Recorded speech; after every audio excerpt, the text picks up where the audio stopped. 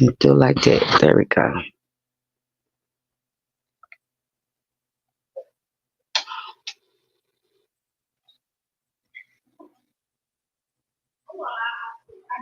Yeah, I think put this right here. I think that's gonna look a bit better. So I can see. Hello, one of the chosen. Hello, hello, one of the chosen. Hello, we're talking about hoodoo spiritual roots today. I'm pulling up my notes here so I can stay on task.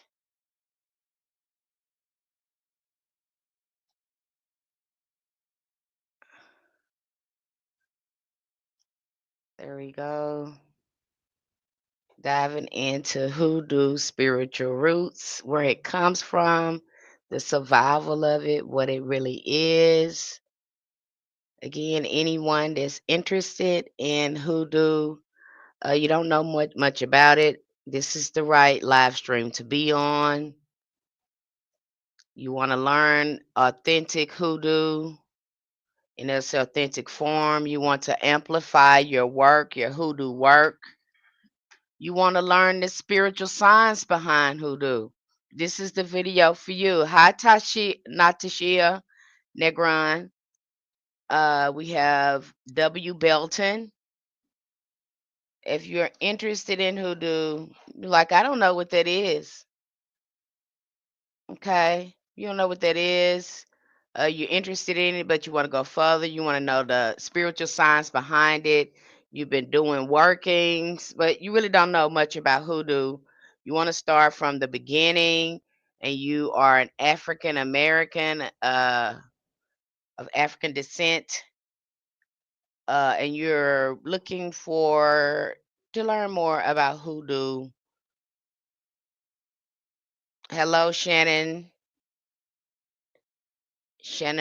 What is it? Shannon Verville, Adeline. So if you're interested in learning more about hoodoo, you are in the right live stream. Hoodoo is not a religion.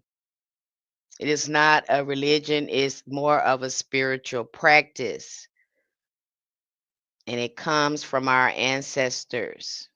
Okay, there is no pope, there's no prophets, there's no temples, but it has power because it flows from spirit and from our ancestors. If you're African American out there and you want to learn more about hoodoo, this is the right stream for you. It's a folk tradition, not a doctrine. That means it's adaptable. And so it's not uncommon for a hoodoo practitioner to have several different altars. Not here to convert you or anything like that. If you're looking to heal, you're looking to shift into more positivity, then hoodoo is the answer. Okay. I help you. My name is Miss Penny. I run the chemistry business, a metaphysical business. I've been a practitioner for over 20 years. I've did tarot for over 20 years. And I am a mentor of hoodoo. Okay. Practitioner for a long time now. And I like teaching people to tap into their own hoodoo power and magic. And that's what we do over there in Spiritual Roots. Uh, we teach you how to tap into your magic, and we do that by teaching you ritual, giving you the spiritual science behind hoodoo. You don't know how it works. I know you've heard of the Psalms and you've heard of different things that are implemented in hoodoo. But it's important to understand the spiritual science and plus to know how to amplify your work with ritual. There are rituals that you can do to amplify your work, to put more ashe on it, to put more umph on it. And it's about consistency. We talk about that a lot. How often are you going to your altar? How often do you work with your ancestors? Anyone want to share? How often are you doing that? That's important. It's important how often you go there is going to determine how your work moves. How often are you talking to your ancestors? Are you rooted in your practice? Because if we're rooted in our practice, then we're probably talking to our ancestors at least once a week. How often are you going? And is that the only altar you have set up? Is that the only altar you have?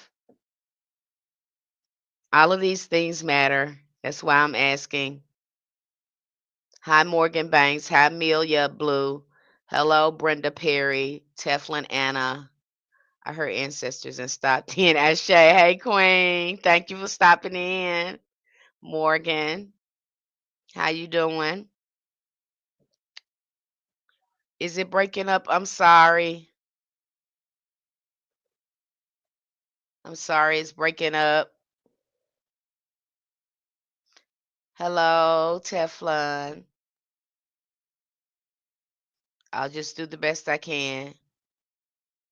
Okay, Crystal said it's not breaking up. Can you tie to your ancestors if you don't have a church? If that's something that you want to do, I mean, but again, what other offering are you giving them? Are you giving them libations? We just covered that. That's a big subject we just covered.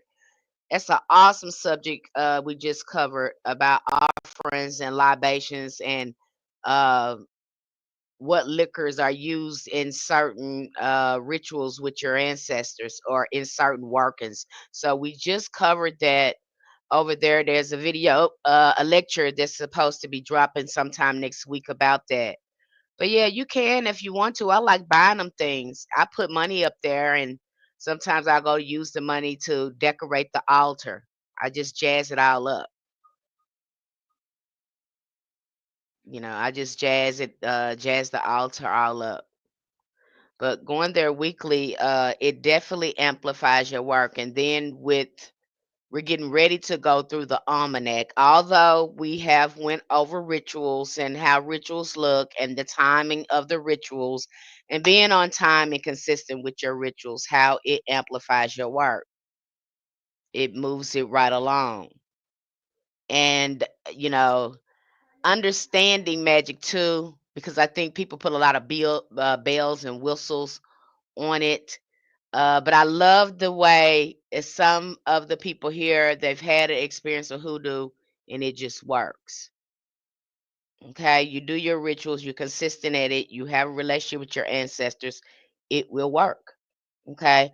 I had a situation to come up here in Thailand. And I mean, I was working at altar. I was there at every hour I was supposed to be on, did my ritual, said my petition. And, I was like, "Well, I'm not seeing nothing really happening. I'm not seeing the shift." The ancestor said, "Just walk. Just walk and move, and everything gonna fall just as you wanted to." And I be damned, everything fell just like I wanted it to. The money that these people saying that I was on them and all that stuff just went away. Okay? Again, we help you tap into your subconscious to program your mind for magic to be consistent. How long do you keep food on the offering up? African Queen asked me that in on YouTube on that platform. That's just up to you. Um, sometimes if I don't have any pests or anything, I'll let it stay overnight and then I take it off. Some people take it to a tree.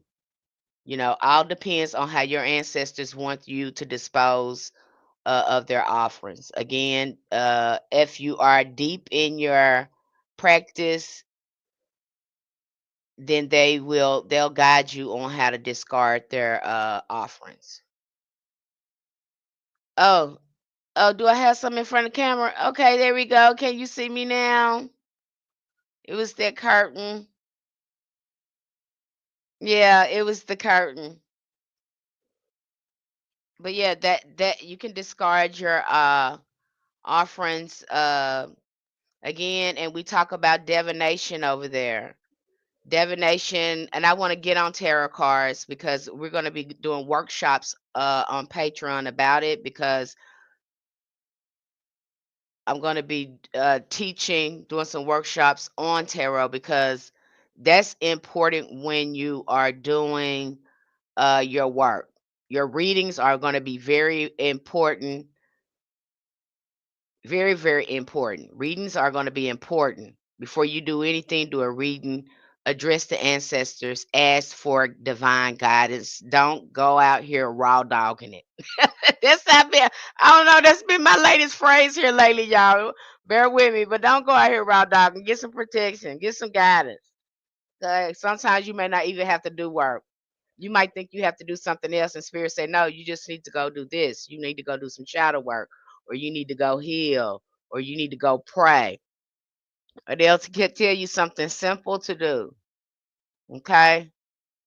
You'll know when to bring out the big artillery, but that's important. And then knowing how to read, knowing how to read for yourself. Now, the trick to being able to do readings for yourself, and you see a lot of new tarot readers have this issue.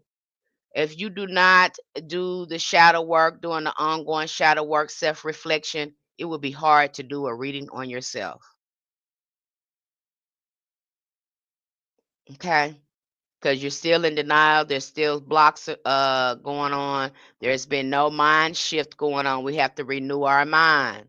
Okay, we have to renew our mind. I just dropped a fire lecture and an article over there about that, renewing your mind, getting your mind on a higher frequency to work with these higher frequencies. So if you still got blocks going on, you're gonna have a difficult time trying to read yourself because you ain't ready to look at yourself. I'm just keeping it real with you. And shadow work helps you to be able to do that. In fact, after reading tarot for a while, they will push you to heal. Tarot will push you to heal. You can't keep reading without healing. You can't do it. I don't know anyone who's been doing it for a long time and hasn't done some healing because they're going to push you to heal. Okay. Do you think divination tools like dials and rods and pendulums can pick up your vibes and influence the reading? That is, you know what, African Queen, that's a very good question because I was using dowels and rods, and I like to use them with my ancestors. However, what I've learned with using the dowels and rods, you get direct current. You get direct current from spirit. So what I found myself doing is always shaking off debris. That's what I call it. I always have to put the dowels and rods down and then ground again and ask another question. And I just didn't like that feeling. Okay, but you can use dowels and rods as people do. Again, that you're getting direct current from the spirit like that. And I it just wasn't a good feeling for me. But some people they do it. But if you notice them doing it, the people that do dials, they're always having to uh, put it down for a minute and reground. Again, because they're shaking off that excess energy to be able to reset and ask another question. They're probably doing it unconsciously, but you feel it when it flows through your body. And tarot is not like I like tarot because it's not like that. I guess because I'm somewhat clairaudient and claircognizant, and so that works better for me than having that current flowing through my body. But again, everyone is different. Pendulums, I like pendulums. Pendulums are quick and easy and precise. Again, too, and the key is to knowing how to ask your question. Knowing how to ask your questions. Don't start off with big spreads. 3 spreads to 4 spreads is a big enough spread when you just begin. You can even start off with 2. Don't go no harder than 4 when you're just beginning. Okay? Spirit can reach you from where you at. All right. So that is the main thing with tarot. And then I can go into more details. I'm going to go into more details over there. But too, what I see, if you just read the tarot, I don't have to be no bells and whistle. What happens when you start reading tarot and you start looking at the tarot and asking yourself questions, your intuition heightens and these answers will start popping into your mind. It strengthens your intuition as well. So you'll look at the meaning, and if there's any gaps missing and you ask yourself questions, those gaps are going to be filled for you. That's just how it works with the tarot cards. The more you use them, the stronger your intuitive abilities become. And then you'll find yourself not needing to use the tarot to do any readings. I've done that before a lot. People ask me a question about something, and I go to reading them, and then they'll ask, well, give me a reading. And then we sit down and do a reading, and the very thing I told them comes up exactly in the reading. So I try not to do that. I try to sit down and do a reading and, confirm everything, but sometimes it happens. Okay. So it'll strengthen your intuition. But again, it's no reason to make anything up. If you just read the cards, they're going to tell you exactly what it is. Especially reading for others are so fun because you don't know them, you're not biased or anything. You're just going to read the cards exactly how it is. But sometimes when it comes to ourselves, we can get blocks and we're unable to read ourselves. And when you see that going on, it's time to do some deep dive, shadow work, shifting, clear cut, uncrossing, and all that so we can see. And that's where hoodoo comes in. Okay. And that they definitely come in handy. Those tarot cards, whatever your divination is, because some people use bones and dice and coins. That's perfectly fine. But the main thing is making sure that you're keeping that tool, that divining tool, clear and free of other people's energies. No one's touching it, no one's playing with it. That is your portal and gateway in communication with spirit and treating it as such with the respect and integrity. There's no need to lie with the tarot cards. Just say what they mean, and that is it. You're just basically a messenger and an interpreter. So when you can separate yourself from your readings, too, again, it's more effective, especially when you're reading yourself. Okay, so we gotta go break. We're gonna really break that down the tarot because we're going to break down what those cups mean. You see those cups, that's dealing with the heart, you know, uh, emotions, celebrations. Cups also represent summer as well when you see them in the elements. So we talk about seeing the elements in the tarot too. The water sign, cups are connected with water. Okay, so we break all it down. Then we go on to look at the astrology in the tarot, and like I tell people, you may not see astrology at first in the tarot. I didn't. I was just reading them, and then as I went on, when I would see these major arcanas come up, for instance, like the emperor would show up, and then my intuition would be like, that's Mars. There's some things going on in their chart with Mars. So again, it'll start to come up slowly as you get more and more comfortable with the tarot. Okay, and we talk about that. We even talk about how you can break the tarot down all the way down into astrology wheel and chart. You can do it that way too. So really juicy stuff that we're talking about over there, and some stuff. Our first workshop is going to be this month when we really get into the tarot. Because again, if you get your divination together, everything else kind of comes together smoother. And I'm good at tarot, and pendulums are pretty much easy. Again, with them, it's asking the right question. What questions are you asking? How are you stating the question? Have you ever tried using playing cards instead of tarot? We talk about that over there too. No, I have not ever used playing cards for tarot cards, but that is a old hoodoo tradition that playing cards were used. And we talk about using the playing cards too as tarot cards. Okay. I've never used them that way. I just started straight off using tarot. And I've used pendulum. Pendulum is straightforward. Again, the key to them, and I do think they might have some pendulum graphs out there that you can use for other types of ways you can ask it questions. But I mainly start using pendulums to make sure that my tools were charged. Okay. I would just hang my pendulum over the whatever I was using, a candle, whatever, just to make sure that my tools or whatever I was using was fully charged. So that was just again, you'll find different ways you can use your tools once you get rooted in your practice and get comfortable with using them.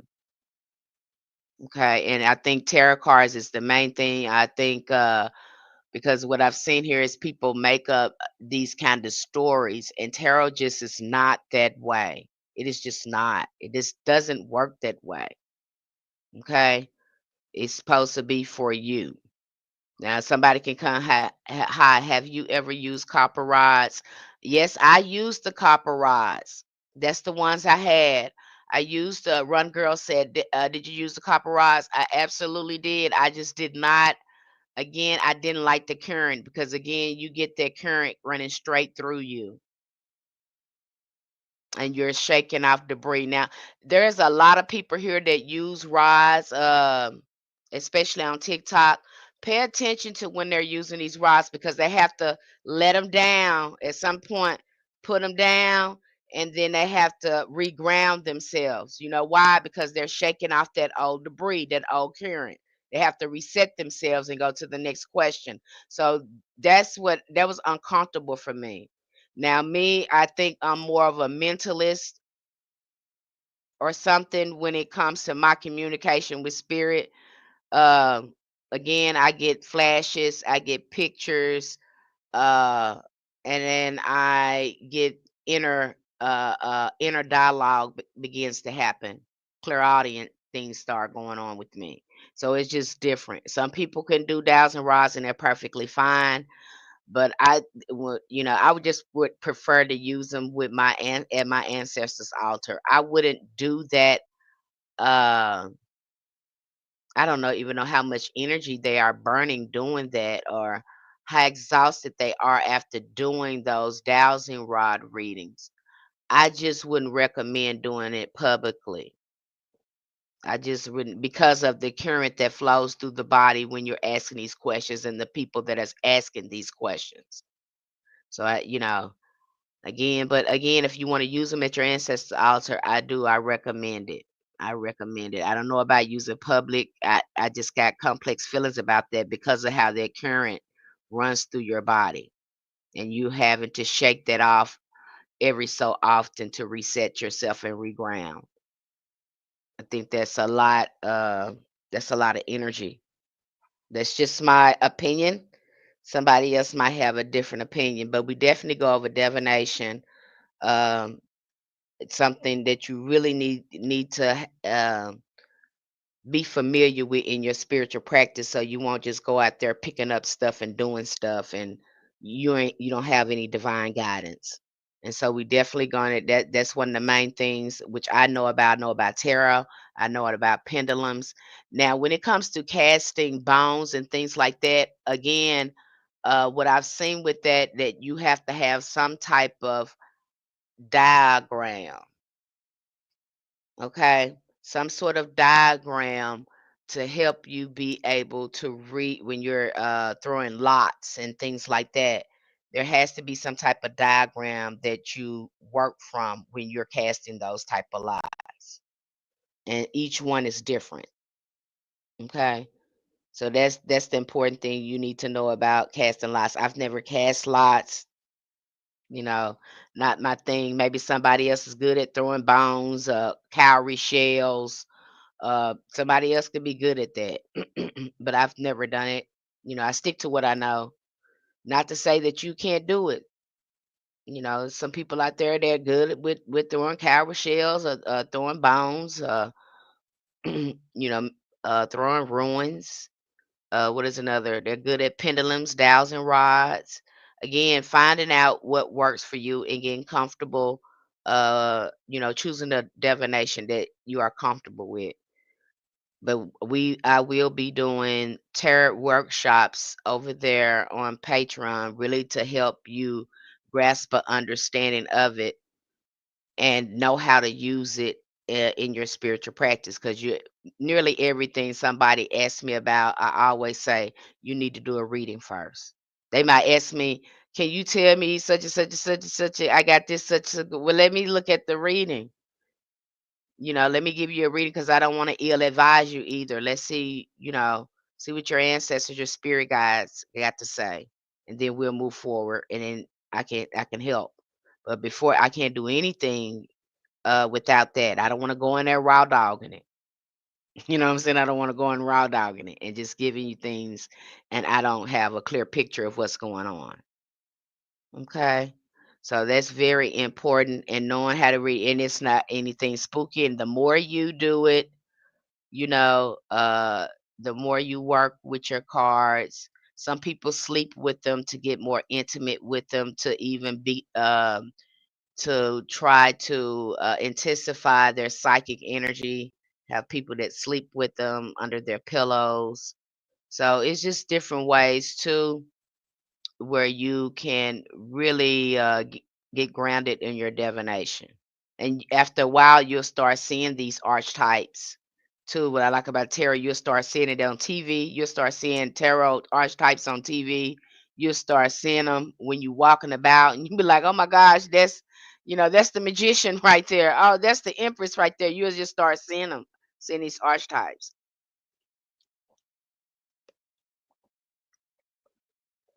So that is a beautiful thing. And what I love about hoodoo, what we're jumping into here now, is talking about the other diaspora religions that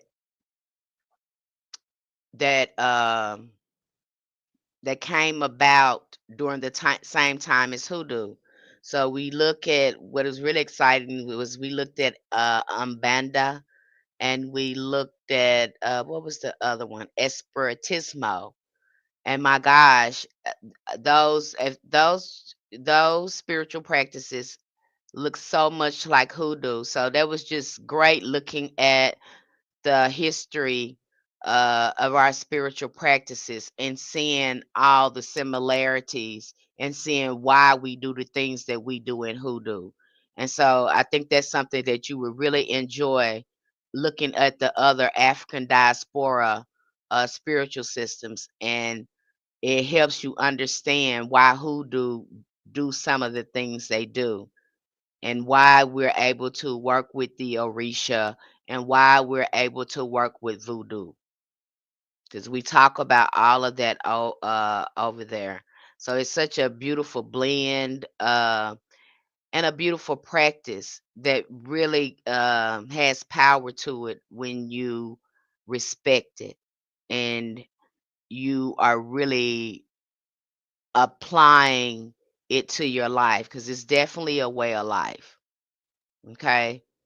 And spirit God is no initiation over here, but the work that you're doing, it would certainly feel like an initiation because of the work and the science that you learn about hoodoo. Okay, but you're gonna see a change. You would definitely see a change. What else? Some of the things that we talked about over there. And again, if you're ready to learn about those things, to put, more flavor in your practice, you're ready to beef it up, you're ready to learn more about altars. We just got through talking about altars. That was a big subject. And so what I do find too, when people get in this, some of them don't have an altar up, they don't have an ancestors altar up, but yet they want to practice hoodoo. So this is my perspective behind it, being a practitioner. for over what, 10 years now. Um, you are going to need an altar. You are going to need one. You might find yourself with 4 or 5 of them. That's normal. Okay. And going to them and doing the work. You might every day of the week you probably be going to a different altar. That's perfectly normal for a hoodoo practitioner. Because we're keeping ourselves in alignment, we keeping our life in alignment, we staying connected to spirit. Okay, that's something. Again, this is a way of life. I know what you've seen up here with the fast. Let me grab the freezer spell and a lot of this. But as you go on in your practice and you start doing some certain work, it's gonna deepen you, and you're gonna want to know this information. I promise you, it's gonna deepen you because it's gonna be some work you need to do. And sometimes we have that afterthought, be like, "Dang, I should have been doing such and such and such." So everything that's over there, you're basically going to use in your practice, going to help you amplify your ancestral magic, because that's basically what hoodoo is. It's ancestral magic, especially when we go back and we look at the other African diasporic religions and spiritual practices. It's definitely going to deepen it. Okay, because we talk about so many things there. One of the favorite things that I like talking about there is doing the working with archangels. That is going to really shift your thinking and deepen your practice with your ancestors. Because I mean, the things that happen with those rituals, it just blows your mind. It blows your mind. Amazing how our hoodoo secrets are supposed to be closed. They are closed. They are closed. 'Cause there's certain things that you learn over there about hoodoo, especially when it comes to the indigenous knowledge. Not a lot of people have access. UND said, amazing how our okay, it's closed. Okay, especially when it comes to indigenous knowledge, healing and things like that. That part is closed because it's true. It's ancestral. I was telling somebody else about the indigenous knowledge my mom was sharing with me, and I was like, I never knew that that was going on there. Okay, so we want to keep that close. We don't want them, we don't want outsiders to have that don't look like us to have access to that. Okay, because that's the way we healed ourselves, um, and we couldn't go to hospitals and things like that. And so we mostly had to s you know, we had to scavenge or forage for our medicine. Another thing I was telling someone is that sometimes we had to go to veterinarians had to treat us because we could not go to the hospital. Hi, homeschoolers. Hi, homeschooler. That homeschooler. Sometimes we could not go to a hospital. We had to go see a veterinarian. And one of um one of our members in on Patreon, she was like, "Are you serious?" I said, "Yeah." They had to go to veterinarians sometimes to be seen. They couldn't go to a hospital all the time. Okay. So again, we keep that knowledge to ourselves, and we definitely talk about it. Hi, how you doing? I seen with Ashay. Oh, thank you for being here for this live. But we definitely talk about that when we dive into who do a little further. We have this 1,000-page book. This book, it has to be about 90 years old.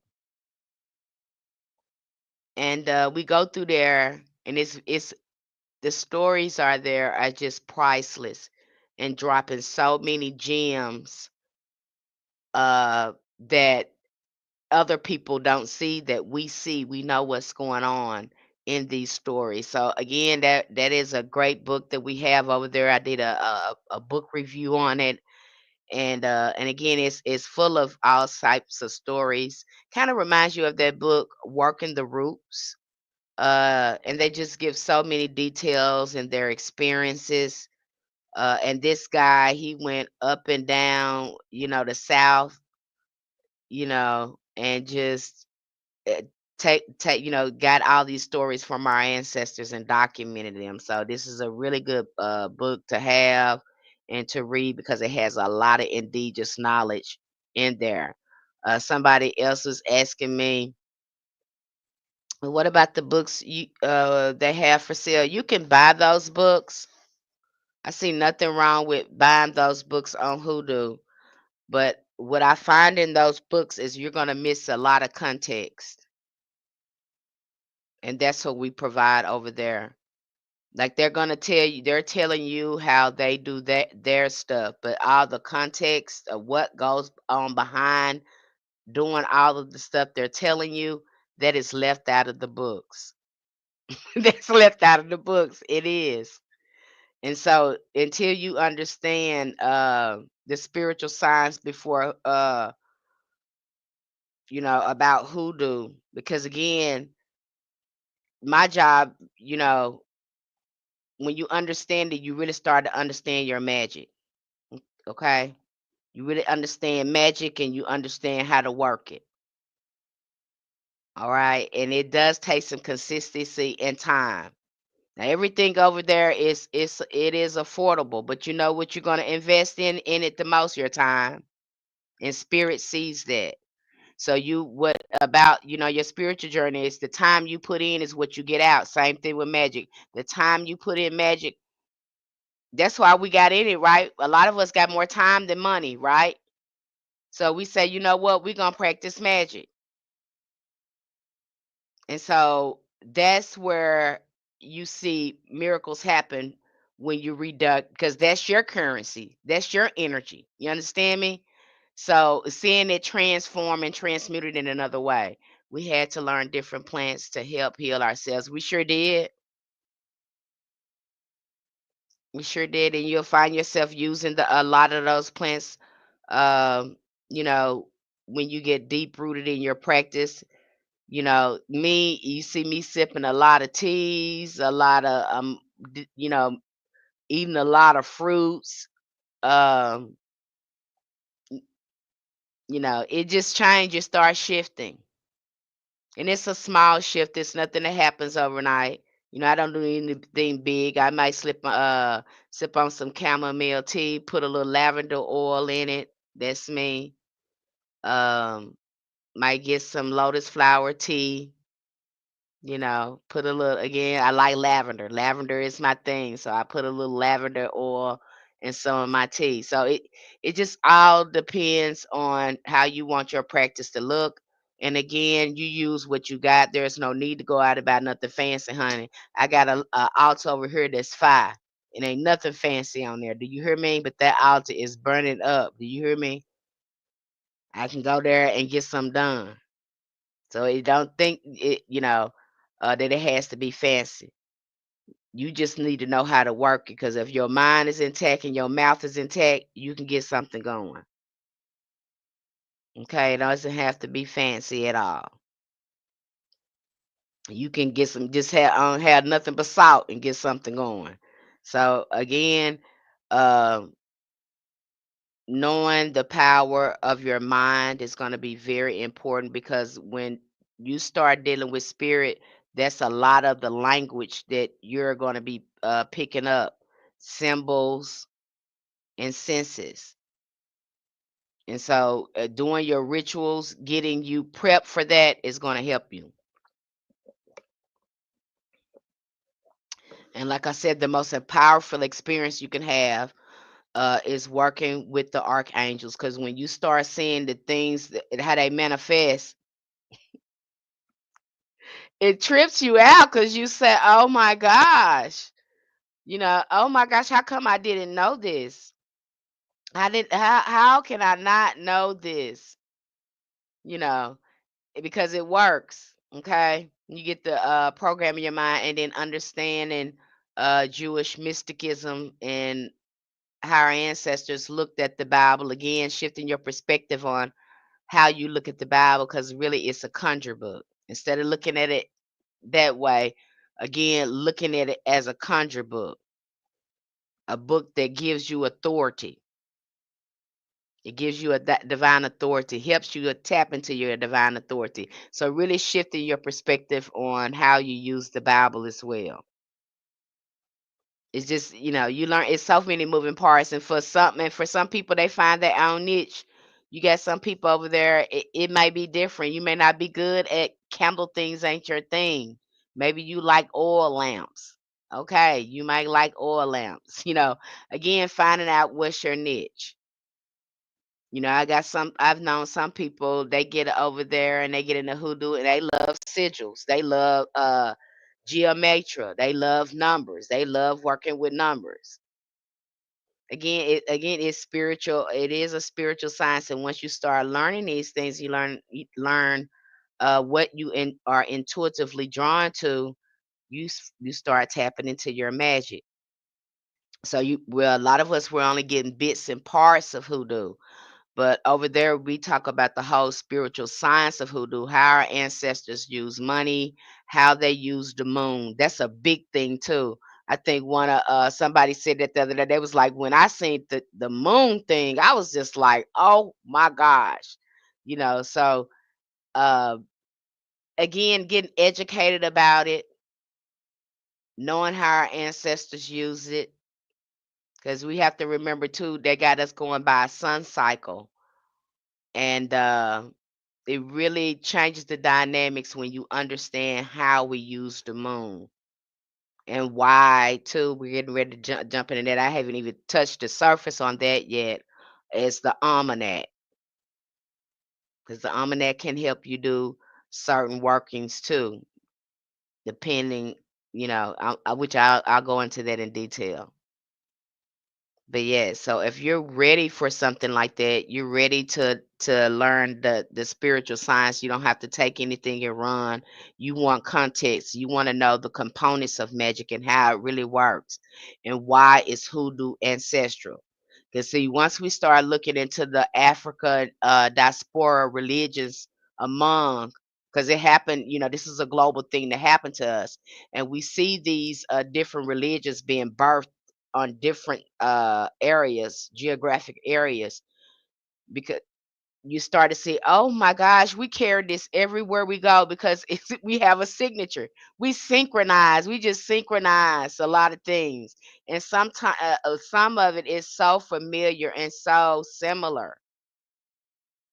Okay, and you really start grabbing the power of hoodoo and seeing why it's ancestral and why it's closed. Now, I have nothing. It is closed, and what does that mean? Because that's a big difference between when you hear some of the ATR say it's closed, and when we say in hoodoo we say it's closed. When we say it's closed, we mean it's only open to people of African descent. That's what we mean. Now, you might hear that different in the ATR. A person in Ifa or Lakumi or Isheshe or Kandam Noble, um, Palo Santo, they might tell you you need to be initiated. But again, a lot of them was born out of African diaspora. So they did synchronizing themselves to keep their religion alive. And that is the part we talk about in hoodoo, and that's where it comes ancestral. And that's why we can work with other spiritual systems in hoodoo. Okay, there's no initiation here. We don't need to be initiated in any nothing. Okay. I know you haven't heard that before, but we break that all down. We start looking at the synchronization and how African diaspora religions survive, or spiritual practices. And then they later got organized and became a religion.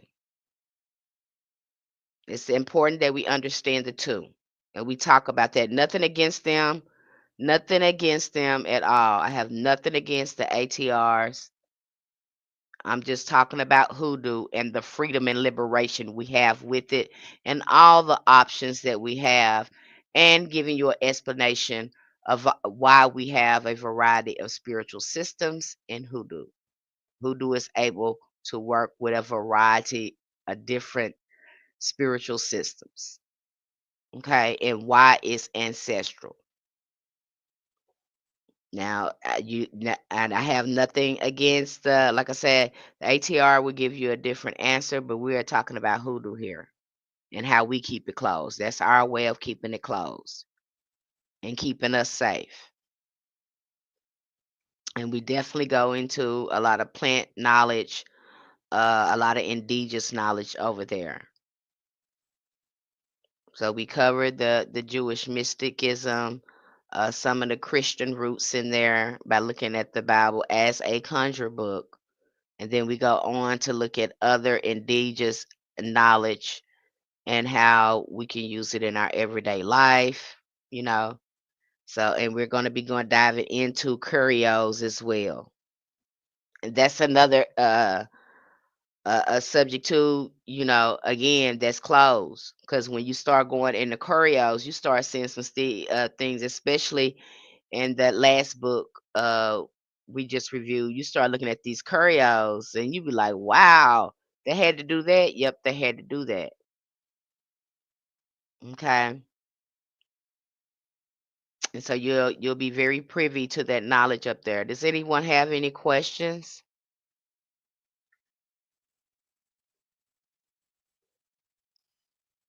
We cover so many things over there. I just love it because you really get the full meat of hoodoo over there, and not just a little spell that someone is sharing with you. You have the opportunity to make your own spells to find out what works for you. And you can message me anytime if you have some workings or have something going on, you want to run something by me. I will listen to what you have going on. If I have any insight to provide, then I will provide it over there for you with no problem. But again, the goal over there is to get you familiar with your magic and accessing your magic. Because again, get that subconscious going. Because that magic is in your subconscious, and getting you consistent on your rituals. Because when you're doing this, again, you're accessing your magic. You want to be consistent at that. You want to be able to go to your altar. When you go there, it's already knowing that's going to jump off.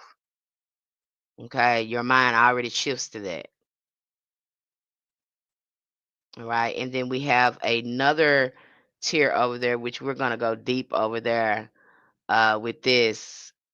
We really go deeper into that's the conjure tier, and we talk about spirits, doing invocations, learning how to safely work with spirits, and what s- some spirits require. Okay, so really being careful of how we address things over there when we talk about that. But that is really for the ones who are the big steppers, the high steppers, and are not afraid to work closer with spirits. They're not scared to invoke them. They're not scared to evoke them. They're not scared to work with magic mirrors. They're just not afraid of the astral realm and talking with spirits. So it's some people that's on that, they're ready for that. And we certainly discussed that over there on the Conjure Collective tier, which that's getting ready to go deep, probably within this month as well, because we need to start meeting and start talking about some of the information that has already been there for a minute for the members to view.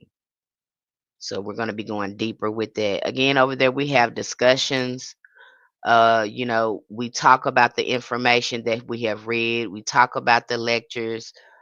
We talk about, anything that you have any questions about, or anything you have insights you want to give your input on how your perspective on how you understood something. Again, this is a community over here.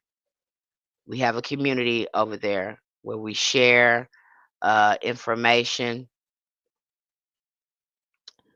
and we have an open dialogue about hoodoo as it should be, instead of just giving people things and not giving a lot of context. Because again, this was a science. There's a reason why your grandma had that prayer closet. There's a reason why she had that mirror in that closet where she prayed. You know, and knowing all those things are very essential. Going back and grabbing that, your ancestors want you to have this knowledge. And I am not a gatekeeper. That's one thing about hoodoo. There is no gatekeeping here. You're gonna find that. That's why I say no initiation. There is no gatekeeping. We don't gatekeep over in hoodoo.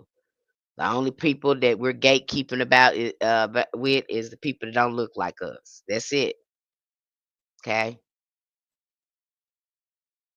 So there's no initiation over here. The spirit gonna initiate you anyway when you start doing your shadow work and character work.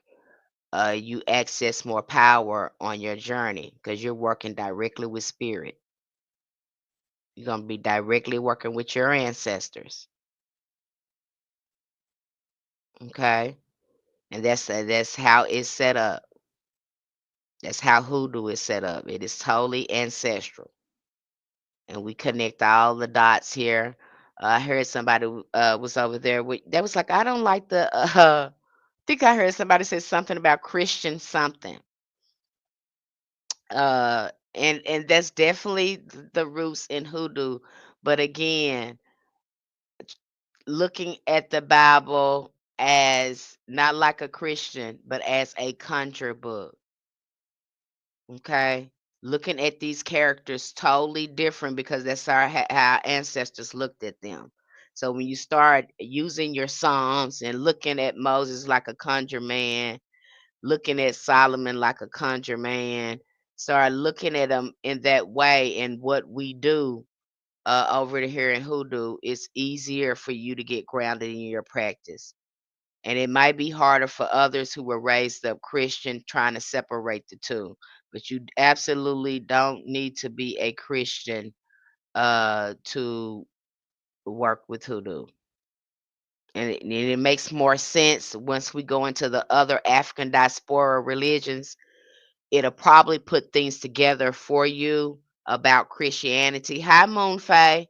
It'll probably put more things together regarding Christianity once we start looking at you look at the other lectures about the other African diaspora religions that's centered around the Orisha, especially when we talk about. I froze up right there for some reason. Okay, I froze up for some reason. Especially when we talk about Umbanda. We talk about Umbanda. That certainly put things in perspective for you. And then we talk about Espiritismo. Again, these are the same African people, just in different areas. They got, you know, their spiritual systems look almost identical to hoodoo. It's amazing how you see your ancestors in everything. Okay. And it definitely opens up your eyes. So learning this history and learning about why we do things and how it got in hoodoo, it's definitely going to put all the pieces together for you. Okay, the information that we have over there, you'll know why we're doing things. Why do we call it on Black Hawk? Why do we call on High John the Conqueror? Why do we have these spirit guides and ancestral spirits in hoodoo? So it really starts to make sense once you start, you know, finding out more about hoodoo and your ancestors' story. So we break that all down over there. We go from anything from voodoo.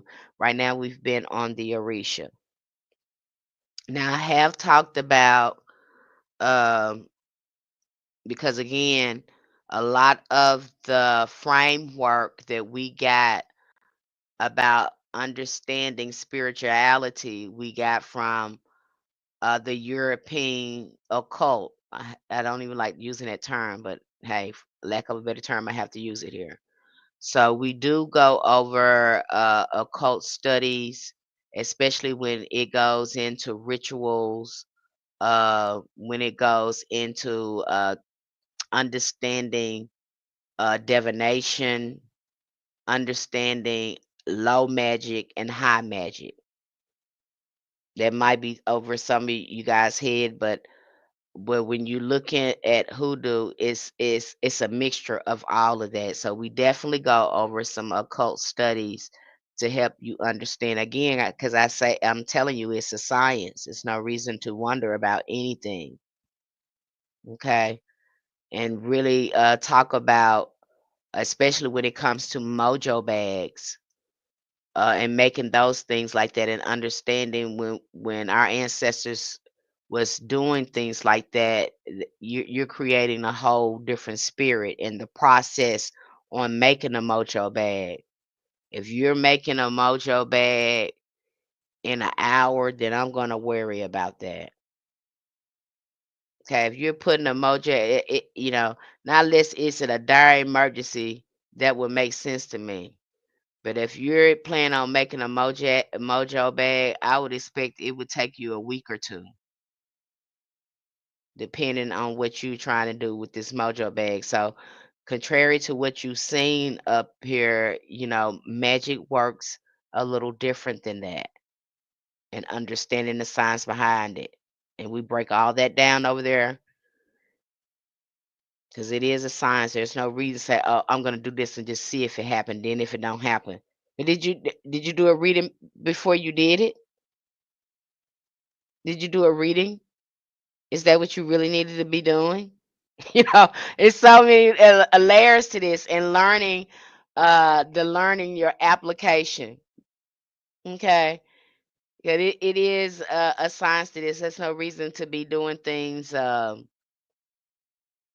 sporadically like that. And the more sense you can make of your magic, the better you'll get at it. I promise. I promise. The more you make sense of it, because again, you're reprogramming the subconscious mind, and it's even more impactful when you do it that way. If you just learn, you just grabbing stuff off here and running with it, you're not doing yourself no service. I'm just telling you, you're not. You blowing in the wind. What you said, he's spitting in the wind, and it might blow back in your face. It might blow back in your face. You don't want that to happen. You don't want that to happen. You want to know what you're doing. You want to know, make sure you got your divination together. Make sure you on good standing with your ancestors. You want to make sure, okay? And so we help, fill in a lot of those gaps over there. All you have to do is put in your time, and that's one thing we have a lot of, and that's the reason why a lot of people get into magic, because we have more time than money. And so we want to transmute our time into abundance. And what do? We go to our altars and we work our magic. That's just my perspective of looking at it. You might have another perspective. That's definitely how I look at it. Let me go work in this altar because I sure got some time, and I got a good mind, and I got a fine mouth. So I'm gonna make some stuff happen. That's hoodoo. That's magic. Okay. I got this Bible, I got this almanac, and I know how to work these rituals. So let me get on down. So uh again, you know, I can't express enough the things that I see here, and people think that it's hoodoo. I was listening to a young lady's story. She was talking about how she got initiated, and I think that's so sad, but unfortunately, that is happening a lot among some of the ATRs. I don't know what they're doing to correct it, but it's definitely a red flag to a lot of us. But this young lady said she thought she was getting initiated into the Orisha, and she was totally taken advantage of. She spent all this money, and this gentleman or man was not legit. Okay, so we don't worry about over there like it. My thing. Thank God for hoodoo, because You can't do that over here because the spirit is not gonna let you do it. You know, over here you ain't gonna be initiated. It's just something. But yeah, I was listening to her, and there's several other people that had that experience. And again, when you're gatekeeping like that, I know you call it initiation, but I have to call it what it is. Uh, Especially when people have these experiences and they it's gatekeeping. Okay, closed and gatekeeping are two different things. Okay, and that's one thing. Hoodoo is closed. It's not a gatekeeper. All right, and I love doing what I do, especially being a mentor, being able to share everything that I've learned on my hoodoo journey, and especially when it comes to the rituals and putting things together, and how flavorful it becomes. And yes, there is a lot of books out there on hoodoo I've seen, and they all look alike. I don't care. I have read a lot of them. Been doing this a long time, you guys. And what I can tell you about them, they are not giving you full context in those books. They are not. Absolutely not. I have not seen one book written that's giving you full details about hoodoo,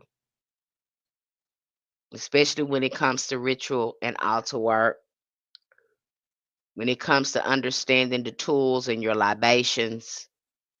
It's not giving you the full disclosure, but you're not getting it, and I don't blame them.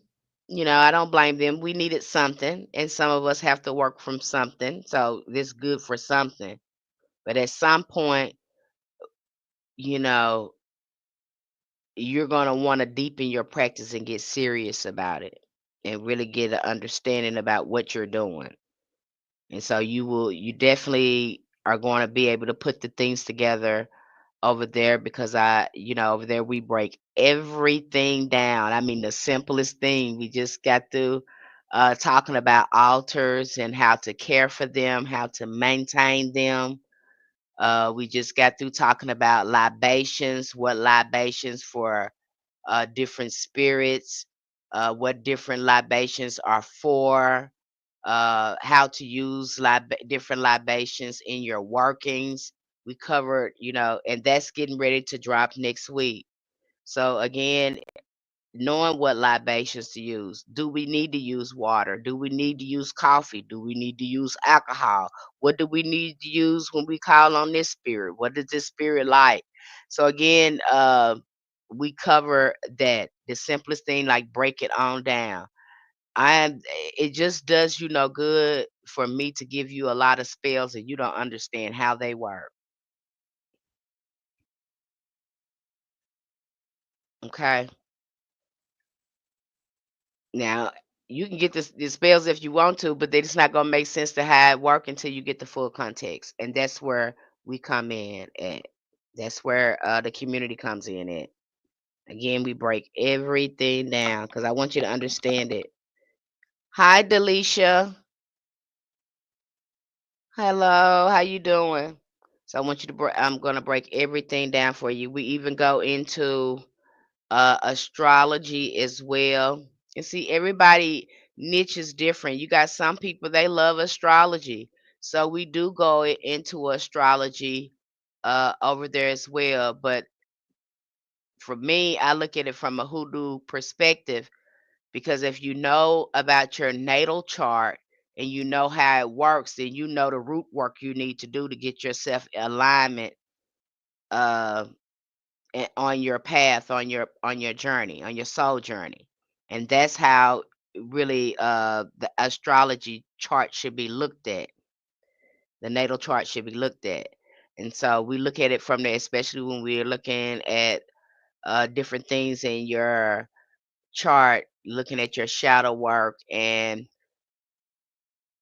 the work you need to do to progress and transmute it. And so, based on that, you'll know what type of root work you need to do, what type of healing work you need to do, what type of shadow work you need to do. and just it'll meet you just where you at. Hello, Marlo Tyson. How are you doing today? And so Hoodoo will meet you right where you at. You don't have to be ready to get ready. It's already ready for you. You know what I'm saying? So if you thinking that again, it is also a way of life. It will start to change you. It will start to change you once you start doing the rituals and start healing. And then we teach you you learn how to work um with your spiritual allies and ritual. I'm doing pretty good. I'm doing pretty good. I've been off here for a while, you guys, because I have to take a break every, again, I just have to take that break. I don't have an explanation for it. I just have to take that, what do they call that? I have to take that little break and then come back here. And then, r- hoodoo practitioners, we're usually a lot of us doing a lot of altar work. We got them altars be hot. So we can't get here a lot because we doing altar work. We talking to ancestors. We trying to get something popping and locking and going. I'm glad to see you too, Marlo. So that's basically what I be doing. So if I'm not here, it's not, again, I think it's a lot of demand to be here because I'm not an influencer, you guys. I'm not, I don't feel like I'm an entertainer. Uh, yeah, all of us artistic. We have artistic abilities. We have a lot of things to share here as far as content or whatever. But I don't want to get lost in the sauce of my true purpose and mission here, you know? And so I just try to stay on task. And I think TikTok tries to, um, in some format, push you to be a content creator. And I'll create content here. I'll, be humorous here, spiritual humor here, drop some knowledge here if I have something to say, but just being pressed to make content all the time. I don't think sometimes you need to be quiet, you know. Sometimes you just need to be quiet, and I just have days where I just need to be quiet. I don't need to be saying nothing. I need to be sitting there listening, you know. Um, so that you'll see me do that. That's just me. I need to be sitting there listening. I need to have days where that's just my spiritual diet. I need to have days where I don't come in contact with social media or be trying to make content where I can sit and just listen to spirit.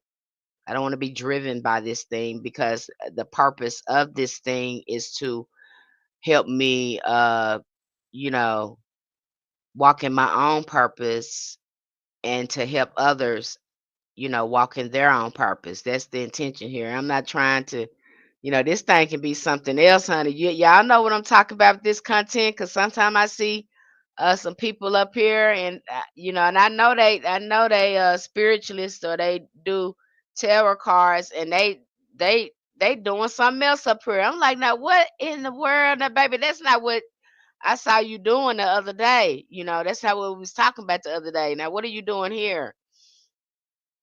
And so, that's just what I've seen here, and I just think it's unfair to some of us. It's unfair to some of us. Especially us folks we walk with spirit. We a lot of us ain't trying to hear all that. We trying to hear all that. It is a lot. They want you to do this certain stuff, act a certain way. I was hearing somebody on there. They said they made a post on TikTok and they were being very positive and that post didn't do too well. But then they had another post where, they were kind of being negative with some of the things they said. And they said that damn post got over 1 million views. And she was so upset. She said, now, how is that TikTok? How you gonna push that and not this? And I don't know. I don't know what's going on. But I know it's just a performance issue here, and you can see it sometimes in people. And again, I don't want to get lost in the sauce. I just don't. And some days I just need to be here and just come back refreshed. Come back refreshed. And you come back refresh, you can come back with new material. But if you don't give yourself a break in between that and it's just pushing all that, uh-uh. I'm not gonna do it. I'm not gonna do it. I do what I do when I get here. And that's just how that's gonna be. I'm not gonna be pushed. Uh, you're not gonna transform me into what you want me to be. And I feel like that's what social media does. It transforms people. They become influencers. They're no longer spiritualists. You don't know what they are anymore. They're talking about different topics. You be like, what they got to do? What? You know, So sometimes you just you can see how people get lost in the sauce here. And I don't want to get lost in the sauce. I want to stay on task and stay where I'm supposed to be, you know. And again, I'm all about you learning. Anyone that wants to learn, evolve, know more about hoodoo, that's trying to heal, because this journey too, your spiritual journey is your healing journey. You can't have one without the other. And what really brought me to hoodoo, it just I had to just like bring it on in for a real big giant hug. Is when I start the healing and the spiritual baths. Um, there's something intimate happened during those baths, being consistent at the baths. It's something about doing those baths 3 and 7 days in a row when you're healing and you're in there to do those prayers and look at yourself. If you're doing the bath correctly, that matters too. Uh, but it's something when you're doing the prayers and saying the prayers and really taking that time to reflect. The mind really does have time to shift. You know So, and that really deepened my practice with hoodoo, and just doing some self-reflection and looking at myself. So again, doing that work in a row. Uh, if you're thinking that a spell, like I see people think that it's supposed to happen overnight, sometimes you have to do work, and like I said, it can go on for days. It can go on for weeks, depending on what you got going on.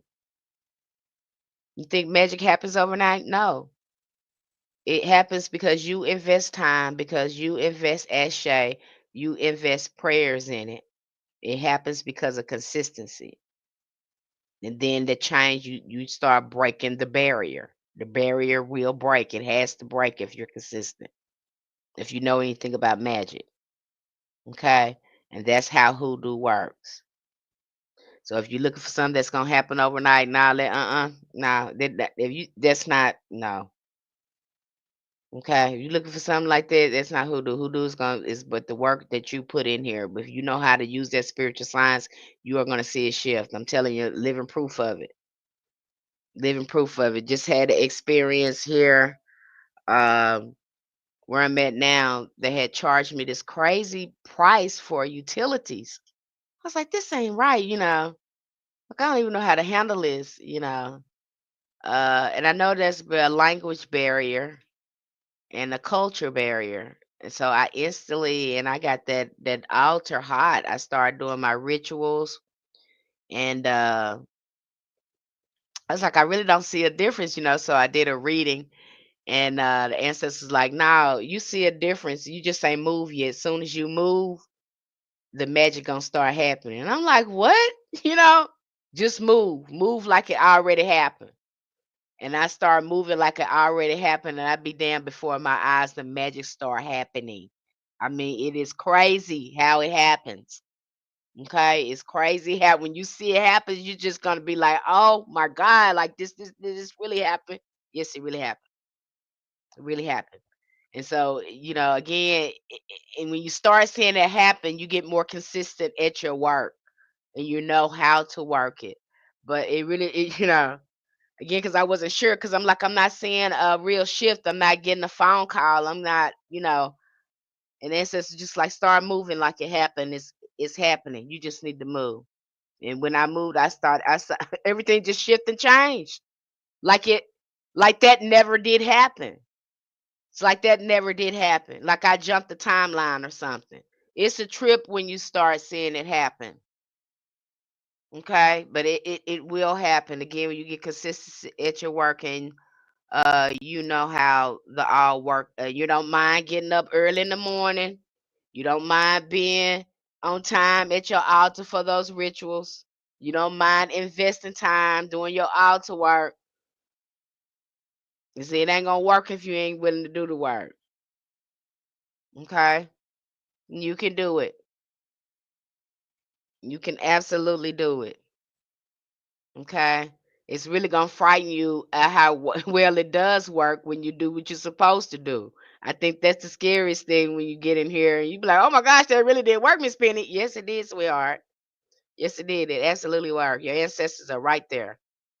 They're right there waiting on you. All you got to do is get that mouth going and get that mind going, and there you go. You got a fire going. Okay.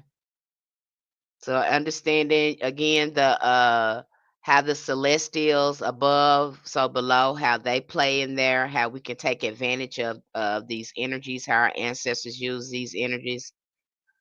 It's I'm living proof of it. Marlo said, Tyson said, it sounds so good. Again, I'm living proof of it when you know how you know the science behind it. And like I said, yeah, there's a lot of books out there, and a lot of us are trying to learn from books. What I'm telling you right now, you're getting, and I see, and me and the ancestors went back and forth about this. I feel the freedom in your voice. Yes, ma'am, Marlo Tyson. Me and the ancestors went back and forth about this, and I was like, I don't know. They was like, we know that you don't know. You're reading about somebody else's magic, somebody else's story, but that's not all it. That's not it. That's not everything. That's not how we put this together. That's not the science behind it. That's the workings we did, but that's not the science behind it. You're only getting a little bit. And so when you understand the science behind it, you be like, ah, ah, ah. Especially when you get into the curios and the indigenous knowledge.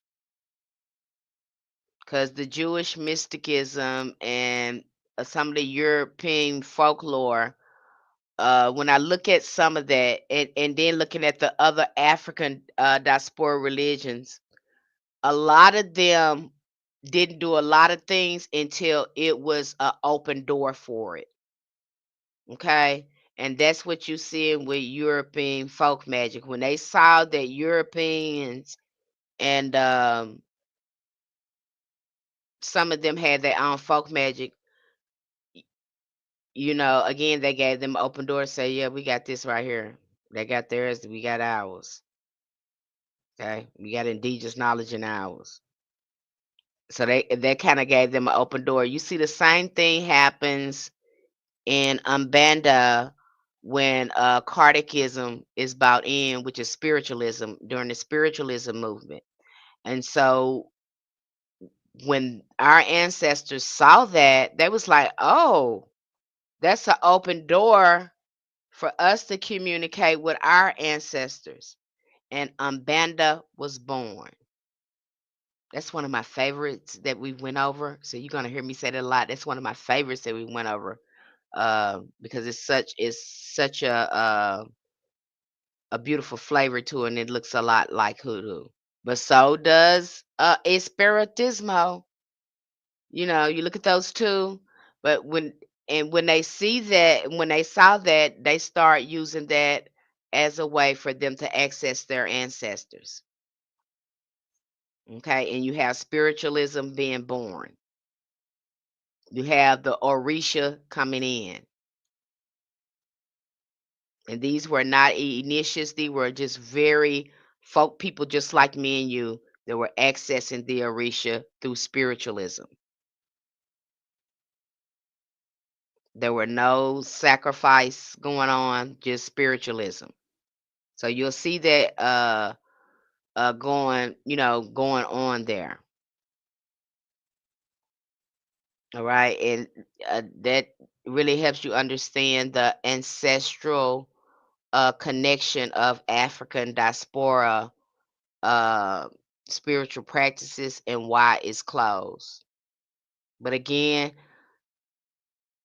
Clothes is very different from uh, initiate.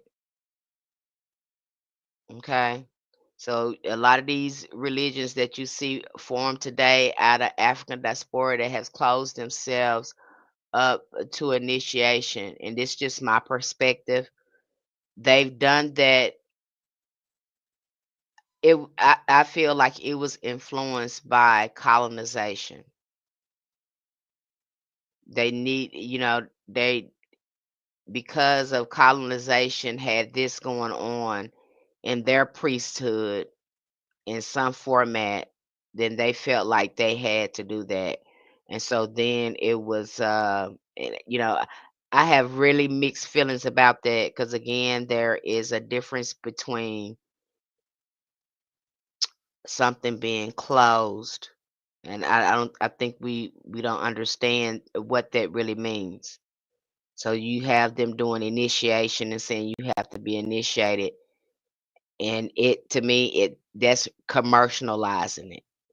Because if you're saying that, that means anyone who wants to be initiated can be in that. It's not closed. They don't have to look like me to be an initiate. Now we have commercialized it. That's just from my point of view. But in Hoodoo, we don't care how much money you say you got. You ain't getting this. I don't give a no. You're not getting access to this. That's Hoodoo. Okay, to me, that is actually is closed. When we say that we it's actually closed, we don't give a damn about how much money you got. You can't get this. If you don't look like this, you can't get this. It's just that simple. So it doesn't matter what type of money or price they put on it. We don't sell hoodoo. We don't sell any of our knowledge. We don't do it. We don't care. You can't be initiated. If the ancestors, you don't have any ancestors calling you in here to do this, you can't do this. So that's basically how it goes, and really helping you understand it and break that down for you. And you might hear something different from an initiate, and of course, I would expect you will see hear something different because again, it's their religion, it's their faith, it's their tradition. So I'm sure you would hear something different because they do, and I have nothing against their traditions and their ancestors or anything like that. But, that's just my perspective of it. And one thing too about hoodoo, you don't have to know every herb. I think a lot of people think too they have to know every herb and everything. No, you don't. You just need to know the herb that you got in your cabinet you can work with, you can do stuff with. I got two herbs here, but baby, I've been making them jump. You hear me? I got two. Well, I can't even say that because I got salt, I got pepper. What else I got?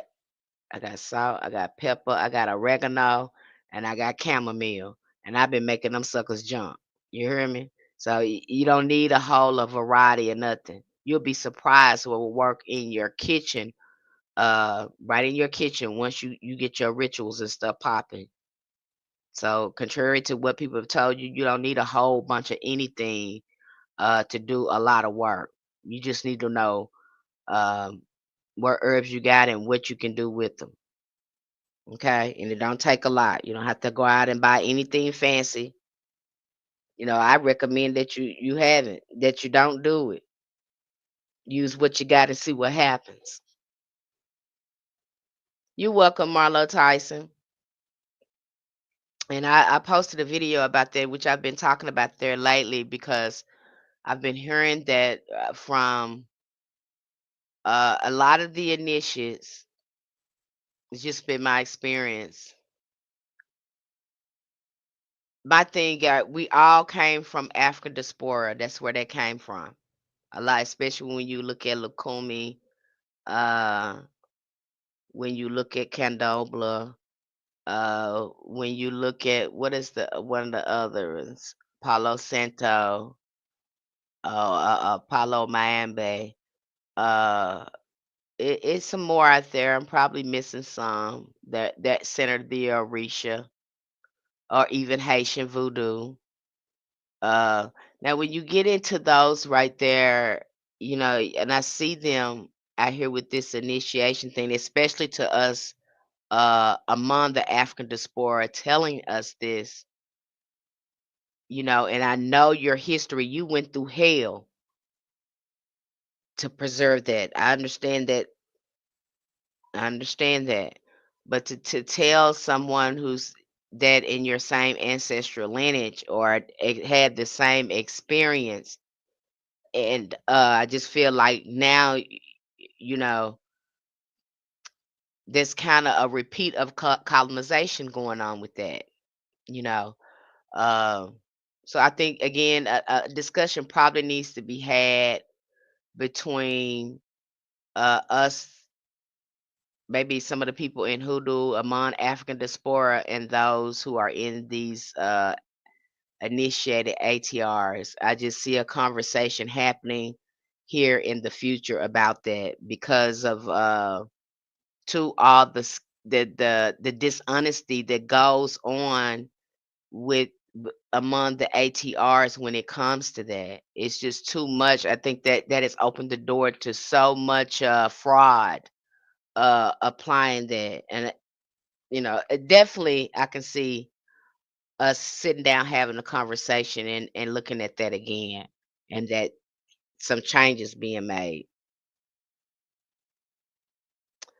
It depends on what you got going on. If it's something just basic for a spiritual bath, I was just use regular old Epsom salt. Some people use basil. Basil is good for combating anything that's negative. Some people use hyssop or rue, depending on what you have going on. If it's just regular old hygiene, then you can do Epsom salt and basil or whatever you feel like you're trying to remove. Again, it's all about intention. Hey, KMM, how you doing? So again, it's all about attention. I feel like it's some blockage. I would do a cut and clear. So with that, I would definitely have some lemons, uh, maybe a little peppermint, mint in there, uh, and do an Epsom salt bath. But I definitely put some lemons in there for a cut and clear it out. That's just me if there's some blockages going on. And then to start doing your shadow work. That's gonna help remove it out, and you might have to do it a couple of days. If you haven't did any shadow work, I do recommend doing it because if you have some blockages like that, it's calling you back home to do some self-love or self-reflection. Okay. You can do the bath, but if we're gonna do the bath is supposed to prompt us to do the work as well. And so, too, it's very important that you're praying over your bath, your water, because water has memory. So making sure you're praying and putting your intentions into it because water is alive. And once we start soaking in it and doing our prayer work in it, you should start seeing some subtle changes and shifts in your thinking. Okay. I'm good. Thank you. I hope you're good. I'm doing pretty good. Thank you for asking. So again, this is about shifting too, and that's why our ancestors did those baths in a row because in when they did them in a row, they also was doing their work. They were doing their altar work. They needed to journal. If they needed to heal those or they went to scriptures, repeated scriptures to help them heal, or repeated affirmations to help them heal and remove blockages. It's work. So setting that time. Uh, Out too is when you're doing your bath, making sure you're doing affirmations that you're speaking healing into yourself, that you have set the intentions with your water. And that really helps too if you're looking in the mirror doing this work, that really helps too. Oh, hi, sweet tea. How you doing? Thank you for coming to the live.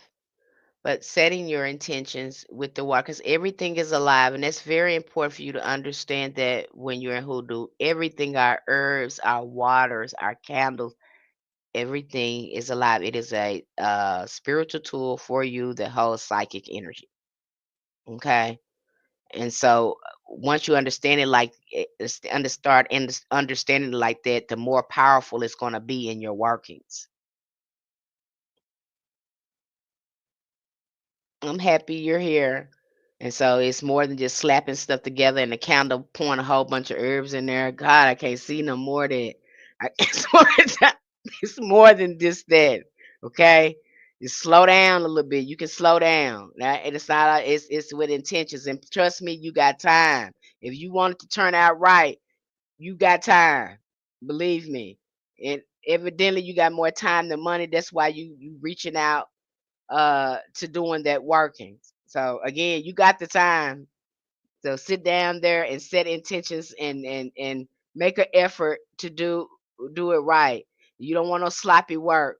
Take your time. You wouldn't want nobody to give you some sloppy, so make sure your stuff is in line and that is clear. I did a spiritual bath last night, but can't seem to use the Bible scripture like Psalms, etc. correctly since of the patriarchy. I just use my own prayers. Okay, MM. Okay, MM. We kind of dive into that. I think that will blow people away. KMM says she can't even read the Bible scripture doing her hoodoo, baby. She said the patriarchy done got on her nerves, honey. Honey, the only thing I can tell you with that is I make it my business to decolonize a lot of that stuff over there, and that I make it my business to let you know. Even we went over the tarot today, and I just dropped that lecture, so we'll probably get it within a week or so over there. But in there, they talked about the tarot was named after Ashtoreth. You see how they did that? Ashtoreth. Again, it goes back to the divine feminine. But the Jewish, and they claim that they don't know where the tarot come from. But then you'll have the some of the Jewish scholars say it came from them. It came from the Kabbalah because you can see the Kabbalah in the tarot as well. You can see uh, echoes of the Kabbalah in the tarot. Okay, so and then they go right in there and they tell you that the tarot is named after Astoret. Hi, Kosan. Hey, Kayla. I just got you out your email. You should get it because I just looked at your chart again. And so it should be updated information coming to you soon. So I hope you like that one. I hope that resonates with you. But what was I saying again? I forgot what I was saying, you guys.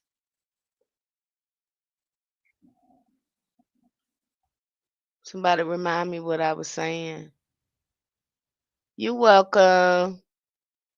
Oh, yeah, said the patriarchy. Okay, I know where I was. Had to go look at her comment again. Okay, and again, this stuff, it goes from it starts from the divine feminine, and the main thing when we go into these I try to put books there that are not so misogynist. But what I have found here, we need more women writing these books. I think the best book I have read when it comes to looking at the matriarch culture or those matriarch deities, feminine deities, or that feminine principle would be the book by Denning and Phillips. That is and then we have one about women mysteries, but it's more on the Wiccan side. Yeah, we really do. We need more women writers, and especially when it comes to understanding the occult from the feminine perspective. I even had to break down the Kabbalah like that from the feminine perspective because when you look at Kabbalah, and the jury is still out on that of where they come up with that in that way because I have complex feelings about Kabbalah because when you look at Kabbalah, they're saying it comes from the Zohar. And then when you look at some of those Aramaic books, they got their books, they got a lot of their information from the divine feminine, especially when we start looking at the mansions of the moon and looking at the moon from an astrological perspective in the way you would look at a sun.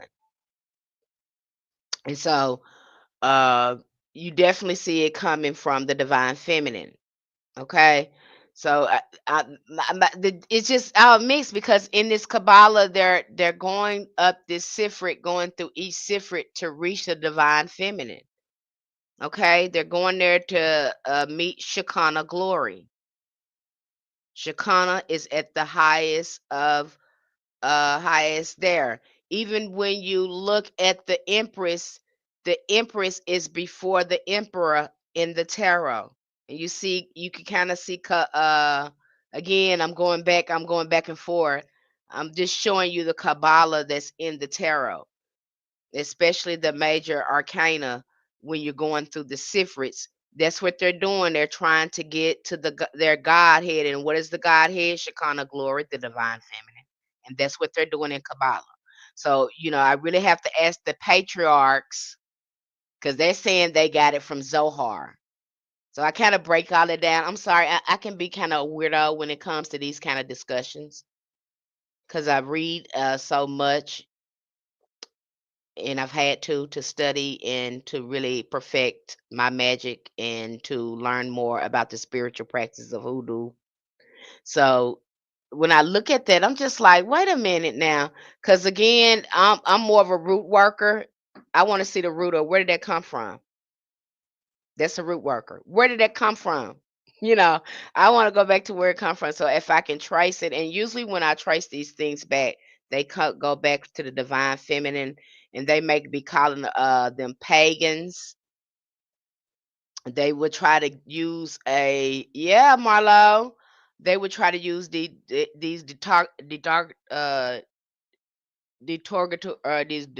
derogative. Can't even talk. They'll try to use these derogative terms to insinuate that it came from this heathen culture, but behind it, there really is just a derogative term that they've used for divine feminine. Just like the word witches, a derogative term used to attack women. They just make up these terms, pagan. But then you look at it, if I'm pagan, then you pagan because you're doing the same thing I'm doing, but the only thing you're doing is Christianizing it. The same thing with that girl with Jasmine and the Christian girl. Now, if now she was talking about Jasmine was a witch. Now, if Jasmine used oils, it's witch oil, right? It's witch oil. But honey, she was on here that a few days after that, she was making oils, but she called it anointed oil. So what's the difference? You see what I'm saying? You know, so if Christians, you don't even know your own history. You don't even know why you do things. A lot of the holidays and the things that you have, they come from the great mother divine feminine. They could not stamp a lot of that stuff out because it was a lot of it was written into our DNA. And so they had to say, forget it. We just gonna Christianize it and call it another kind of holiday. That's what they have been doing from the beginning of time. It's only okay if they Christianizing it, even though it's the same thing. Okay, even though it's the same thing. And so you saw that going on with the patriarchs. It's just really pitiful when you look at it. And then you look at this Pope run around here in a high priestess uh, attire, because that's high priestess, not high priest, high priestess attire. That's divine feminine attire that you're wearing, trying to embody the divine feminine with phallic worship. I'm just keeping it real here because that's what it is. You're trying to embody the divine feminine with phallic worship. So then you wonder why you got all hell breaking loose up in there. Why you got Freemasons everywhere, men worshiping each other and put up phallics everywhere. What did you think was gonna happen? Where do you think they got that from? You know. So I have my own opinion about that. How can I one tap into the read tarot correctly? It is important to learn the meanings and use our intuition as well. And to Tara, good questions, KM. I'm going to answer it too. I hope you're still in here, sweetie. I wear it all. I love your mind. I gotta be in my name. I gotta be in the name of Jesus. Okay, then, girl. It's literally a gown and headdress. Yes, it is. It's literally a gown and headdress, and they admit that. I forgot what occult book I was reading. It could have been Manly P. Hall book, The Secret Teachings of All Ages, and he actually admits he admits that this is goddess attire and how they have to dress in goddess attire to do a lot of these rituals. Really good book. Did I post that there? I don't know if I posted that there in our on Patreon or not. I think that's a long book too. I think it's like 800 pages. But it's a really good book because he breaks it all down. And I like, you could tell he was wondering himself. Look at, the way he was describing it. He was wondering himself like how in the hell did we get ourselves into this? But yeah, that's what they're doing. They're putting on women attire, and it's just really, you just keep it going on. You just keep it. You won't even stop. I mean, then you just want to oppress women. Then you want them to, you want to control their portals and bring in people so you can enslave. And boy, ain't nobody finna do that with you. I know I'm not. I don't know about these young people, but honey, I know a lot of these women ain't gonna do it. They saying, "No, hell no, we ain't gonna go." So I want to go back to KMM questions because KMM, I just got through talking about how we're going to be doing a tarot workshop over there this month with the ritual mastery and the collective conjure tier for those who want to know more about how to read tarot correctly, the right way, the right meaning, and trusting your intuition. So you just missed me talking about that. I just talked about that, KMM. So if that's something that you're interested in, we're definitely going to be talking about that subject this month. We're going to have a workshop that comes up for the ritual tier and the conjure tier, if that's something that you're interested in. And we just dropped a video, a lecture is supposed to drop on that next week because I go into tarot. But again, we're going to break it down because I give a general discussion. I can't go really deep in those, especially when it comes to tarot and the way you teach it. Okay, because you might again, I'll go into that as well because what intensifies a card, it might be another card that may intensify the meaning of a minor arcana. Okay, you might have like of two. You might have like a two of swords, and then you might have, say, the emperor card right by it, where that's going to intensify that conflict in leadership. So again, learning how to read them. There's no reason to tell stories or make up storylines. The tarot means what it says, and if you sit there and contemplate for a minute, though your intuition will start filling in the gaps for you. And like I said, the longer you use the tarot, the stronger your intuition will be. It's just happened as a byproduct with it. You'll start see the archetypes in it. After years, you'll start seeing the elements in it. You'll start seeing the seasons in the tarot. You'll start seeing astrology in the tarot, and it just happens. So again, taking baby steps with yourself, not taking yourself too fast. Reading at least, if you're a beginner, I don't advise you to read over four card spread. Do not do a 10 card spread or do all these crazy spreads that I've seen here. It don't take all that. It really doesn't. Okay. So again, just using, and I'll talk about that more in the workshop and I, posted some sample spreads in there to kind of get you familiar with how to read tarot. But again, if you're in that those higher tiers, you definitely can sit in on the workshop, ask your questions, about tarot or any other divination tool that you're interested in. If I can give insight and feedback about it, I would certainly give my insight and feedback about it. Okay. Again, learning how to read the tarot the correct way, because I've seen some stuff up here. And look, I've done this, a lot of us who've been reading the tarot for 20 years or more, we're not going to be up here reading tarot like that. We don't do it. A real tarot reader just don't do it. We don't do that. We don't do storyline reading. We don't do that. Okay. So if and I've heard some crazy stories with some of these tarot readers up here that's doing it. And a real tarot reader, a lot of us really don't care too much for collective readings. You're not really gonna do those.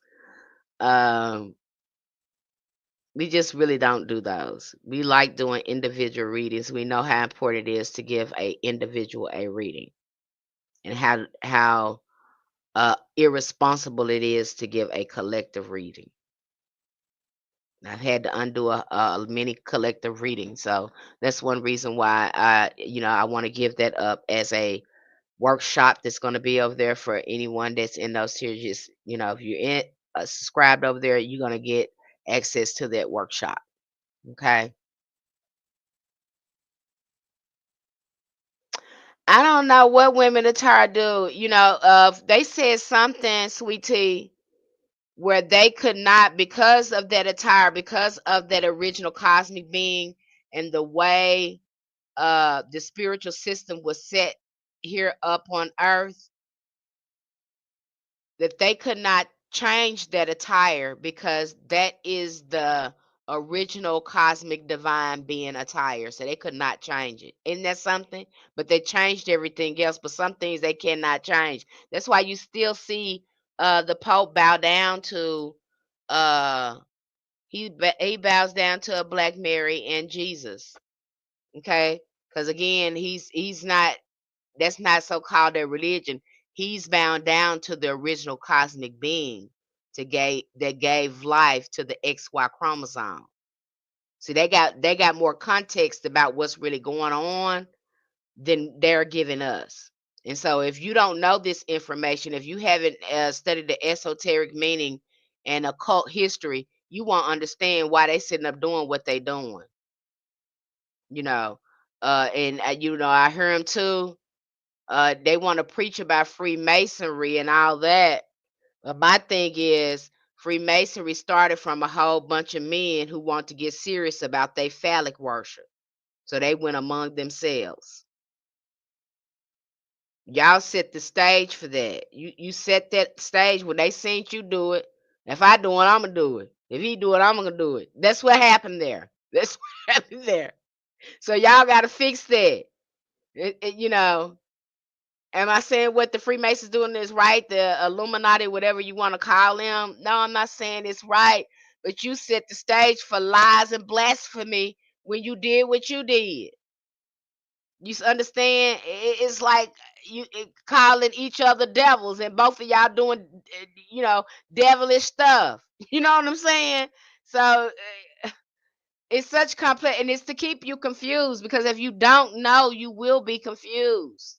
You will be confused if you don't know the history of the Catholic Church, and if you don't know the history of Freemasonry, you can get it twisted around. But it's like the lesser of two evils. You know what I'm saying? That's basically what you're looking at there. And really, if you stop lying, maybe folks will stop doing this. If you will stop trying to suppress the original spiritual essence on this planet, that will stop. But if you want to continue to oppress the divine feminine essence on this planet, these folks gotta right. They're gonna keep doing what they doing, because you set up the phallic worship in the church, and I guess these men they didn't want women knowing what they was doing. They want to be among each other, so they got in the Freemasonry and they got among each other. Okay, so you look at Freemasonry, that's where it comes from. It started with the men first, then later the Eastern Stars. All right, and it has wreaked havoc. Okay, thank you. Great. I'm interested in going to sign up. Okay, I hope to see you over there, KMM. Yeah, just like a man playing with semantics. That's basically what's going on there. That's basically what's going on there when you understand it.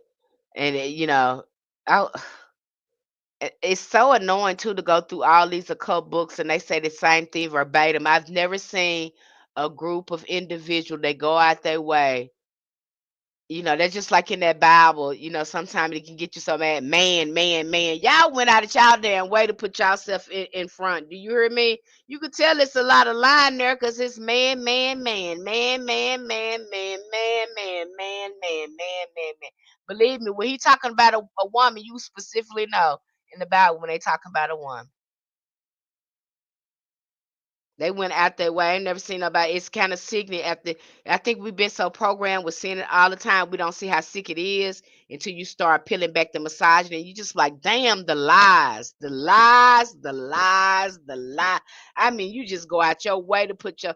No wonder that we got a problem with narcissism because it started right here. It started right here.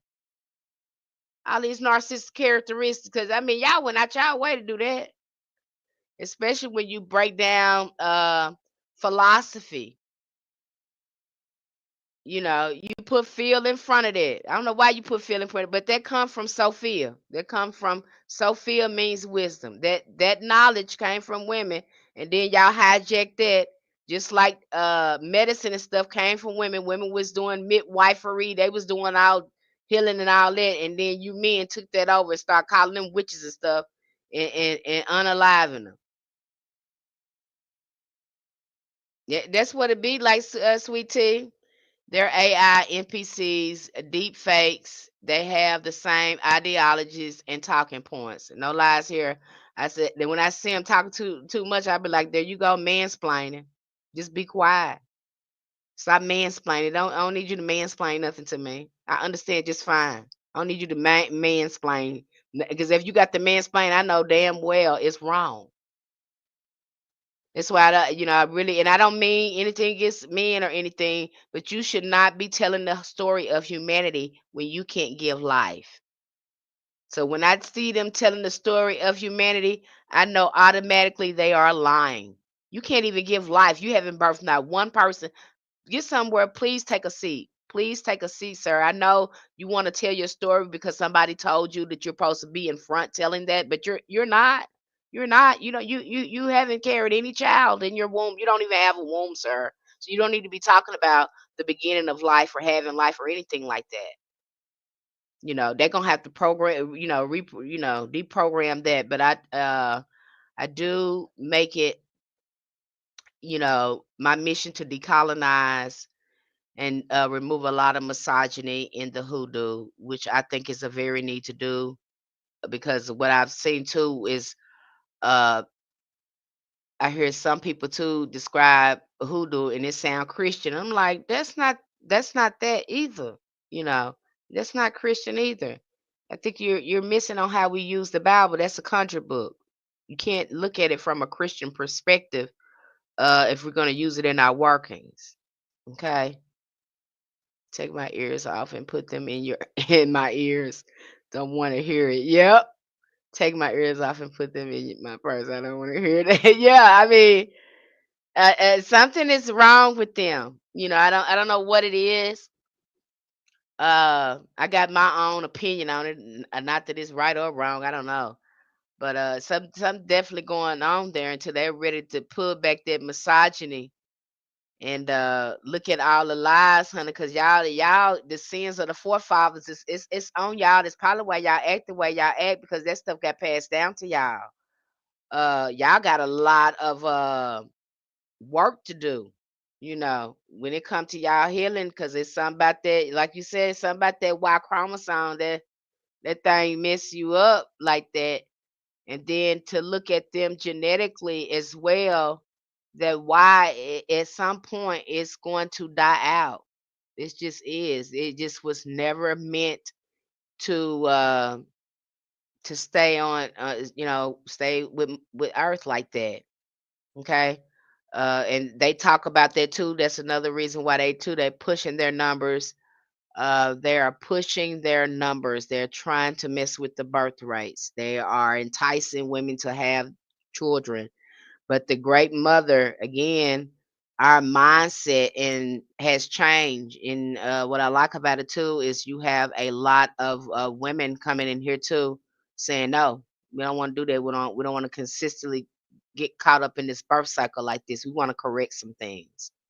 And so again, you have that great mother, and you'll have them calling it chaos magic. This is not chaos. So to them, when the great mother uh is coming back into her natural era, for them it's chaos because it means a lot of their shenanigans got to stop. All of this false stuff, reality, all this stuff got to stop. And that means you got to go back to the land, all this fake materialism and just all this fake resource, all that stuff got to stop. And to them, it's chaos. Peace is chaos. Sitting down somewhere, ain't no war going on, that's chaos to them. Because they don't know what they do. They don't know what to do with themselves. Okay? They don't know what to do with themselves. They got to find out how to, but they're being forced to. You're going to be forced to go back to that land, because especially over there in America, honey, they're going to make it to where you better be planting some damn food or you ain't going to eat. Because that money, you damn sure can't eat no money. You understand me? You're going to really see what's what. What's the real resource? Because you can't, I don't give a damn, ain't gonna do you no good to have a pocket full of money, but everything on earth is poison. You can't eat no money. You just can't do it. And they got you thinking you need money to get food and all that stuff. You're gonna have to go back to the land. And see, they got you in that false reality. I have an article somewhere that talks about what's on the Y chromosome, and it's basically nothing. Okay, sweetie. They're missing the important stuff from that extra little chromatid that they don't have. Look, she ain't lying. Delisha H. I think there always have been men and women in divine masculine and divine feminine. The man was made to protect and provide certain things for women. You believe that? I ain't never seen a woman, honey. I know when we was growing up, my mama wouldn't get no boy dog. She showed when she she got a girl dog. A girl dog is gonna defend you like nobody's business, baby. You ever seen a mama go get crazy about their child? And I'm not looking in nature. I don't see no animals following their daddy. They following their mama. The mama is the first protector, and the first she the first protector, and she is the provider. There is no divine masculine. There is no such thing as that. He's working hard to get back to his natural state, to the divine feminine. The penis itself is nothing but an outverted clitoris. Because there's no such thing as that. I know they've been telling us we don't. Woman is the first protector, and if she wasn't the first protector, how the hell is he here if his mama didn't protect him? If it wasn't from his mama, he wouldn't be here. Women are the best protectors. Okay, so that they divine that they made that up. I kind of talked about that. I forgot where I talked about that at, but I talked about that yin and yang, and how when you're stealing something from somebody, you don't understand how dark energy work and light energy work. But when the patriarchs came in, they said, "Hey, we got to put ourselves somewhere." So they start putting themselves with the sun. They start connecting themselves with some of the energies uh, that they saw in some of our work. And so now we have this yin and yang, feminine and masculine. And where there's no such thing, there was just different polarities of energies and how to use them, you know, then connecting us with the moon, you know. So There's a lot, even when you see a lot of misinformation, even in metaphysics, the way they have brought it, they have broken it down. Again, they have infiltrated the metaphysics, even with understanding some of the energy principles, because you're naming it masculine and feminine, and there is no such thing. We're talking about different types of energy. Okay, that's what we're talking about here. And so again, they gonna repackage something and give it back to you. Again, putting themselves in it. You're not in it, sir. I'm sorry, you're not in it. Everything about you come from us. You have a outverted vagina, sir. You have breasts that you can't even use. You can't even nurse children, sir. You are a mutation. Okay? You can never experience life the way women do. And I'm sure that had a lot, that's why they came up with the circumcision and all that, because they didn't have a menstrual. That's why they came up with the blood of Jesus, because they didn't have a menstrual. So they come up and they start making up all this stuff. Again, looking at somebody like that, that's that divine and everything coming from her. How dare her? How dare her? We got to take this power from her. That's what's going on there. And even now, you can tell them the truth, and they'll sit there and try to make up something. Just be trying to make up something, even when the scientific fact is right there. Some of them right there in their damn face, they're gonna make up something, even if they have to go to their Bible. And some of them don't even like to go to the Bible. They would go to that just to try to secure their superiority over women. Some of them. Is all of them like that? No, but a lot of them are like that. A teacher would never tell a student to not ask or speak. And sweetie, I'm not your child. You don't tell me what not to do. What is going on in this chat?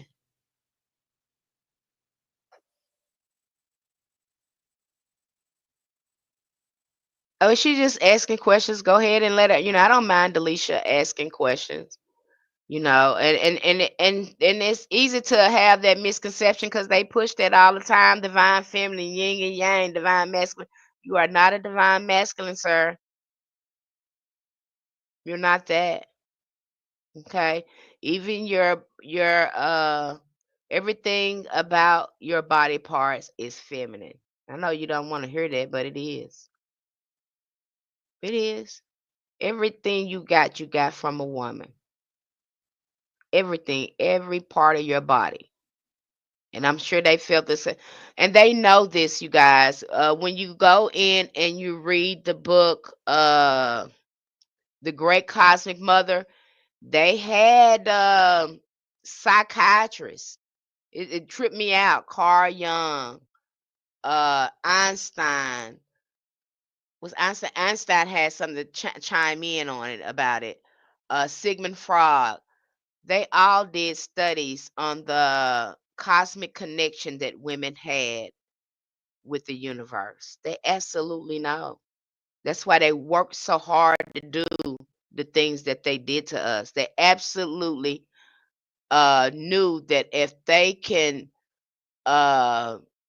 if they can miseducate the woman, if they can make her feel less, they could change the population globally, and they managed to do that. But again, it took them years to do that. And that's what you see going on in the Bible. You're seeing the all out war and genocide go on against women and children. I don't care what they telling you in that book. That story don't even make no sense. Y'all unalived a lot of Christians. It doesn't make sense. And you're trying to establish Christians, but you're unaliving Christians. That story don't even make sense. You understand me? And so it's a cover up. And what I've known and not what I see a common thread in patriarch stories, they always make themselves a victim against these pagans.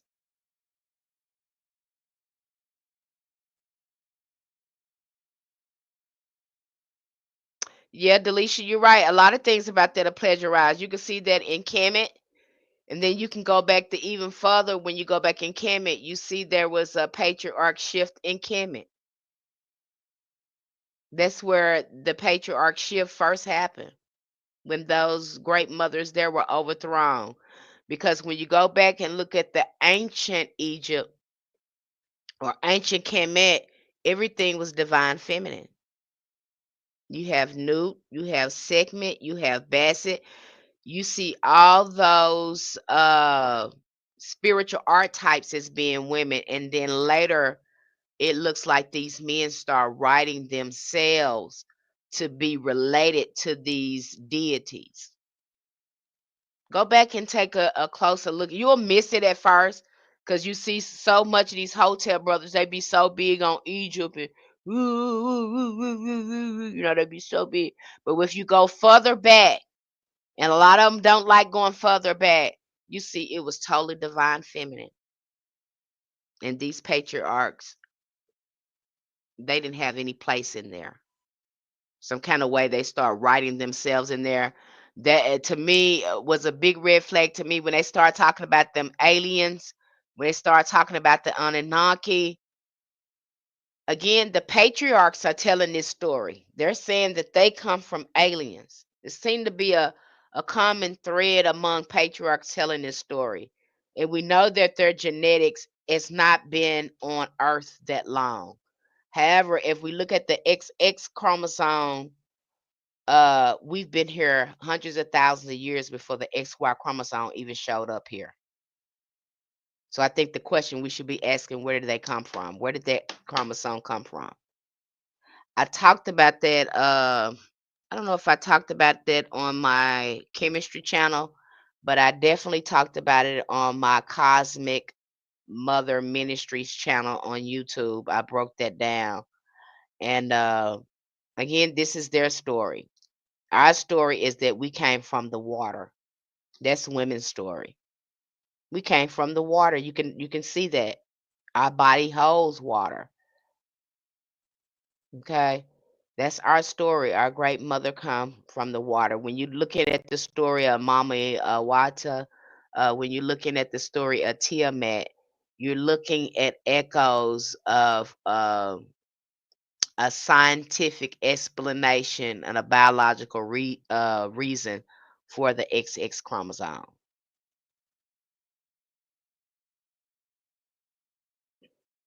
Yep, Delisha, I heard Pharaoh were women. Yes. I don't know if they used that title. I think the title was more like Isis. I know we have been told that Osset and Isis are people, but these were titles. That's just like too. It was a Caesar I was looking at. I thought it was only one Caesar. No, Caesar is a title. And see, they got us thinking this Isis or Set was one person, but no, it was a title. These women were embodying the spirit of the divine feminine on this planet.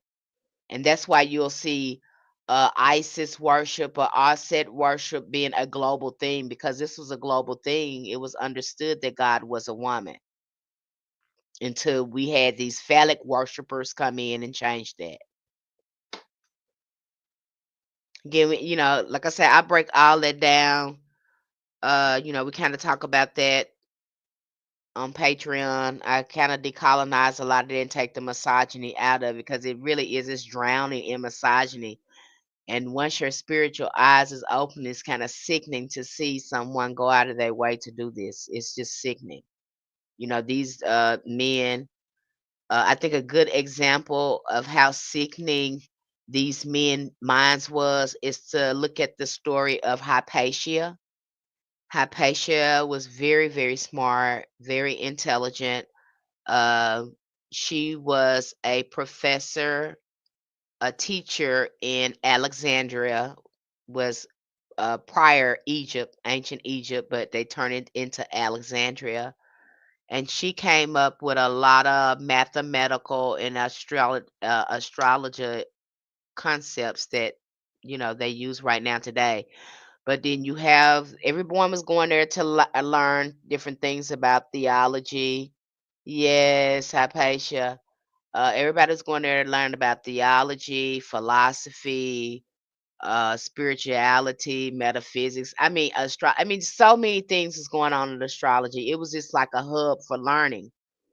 And these men who were Christian fanatics, they wanted to sway everyone into Christianity. However, Hypatia, I'm sure being a woman, she was holding on to a lot of the old ancient ways. Okay. And so they plotted to unalive her, and they brutally unalived her. And it they're in Alexandria, and they try to downplay uh, her that ambush, but it was brutal. It was brutal for a woman, and in fact, that put fright into a lot of other women who want to go into higher education. Okay. I don't, her father is the one who funded her education and inspired her. I don't see how come he didn't see this coming. I don't see how come he didn't see that coming. Okay. There are similarities between African deities like Ogun and some deities with different names here on America Island. Quetzalcoatl, you are so right. You are right. Is named in the Bible like one time. Yes, yes. Yes, absolutely. Like I said, this was a universal thing. Whatever happened here, it points back to that matriarch empire. And you can see it globally. I wrote a book about that matriarch to patriarch, where I talk about that in details, where you can see echoes of this matriarch queendom on every continent, especially when you follow agriculture in the way we were dispersing food over Earth. So you definitely see, and that is one of the big cover ups. Okay. Um, that's one of the big, because there was a queendom here. And because when you go back and look at a lot of these main religions, Buddhism, a lot of the mainstream religions that you see today, you go back further, there were women gods before there were men put in place. And I talk about that in my book, Matriarch to Patriarch. I talk about that. Uh, what is the other book I wrote? Christ Consciousness, You Are Christ. I talk about that in both of those books. Okay, so you could definitely see the similarities. Like I said before, there was a whitewashing of things. There was a gender washing, and in some of the images, you can see some of the gender washing where they made these women look like men.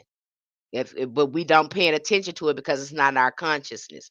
But now that you have it there, really start looking at some of these images, because a lot of them was gender washed too, especially when you start looking at uh, some of the American murals. When you look in the Olmecs and you're looking at some of those older ancient civilizations, you can see it there. You can see the patriarchs writing themselves in there in ancient Egypt as well, because there was a divide going on between Upper and Lower Egypt. You got to remember there was civil unrest going there, and a lot of people don't like to go into that civil unrest. And then a lot of them built on top of a lot of the matriarch temples. Some of those temples are under mud because the patriarchs went in there and built on top of the older temples, the older matriarch temples. You see that being done in ancient Egypt. So before there was a uh, some type of race war, there was a gender war. And actually, the race war is nothing but a cover up for the gender war. That's all that is when you look at that.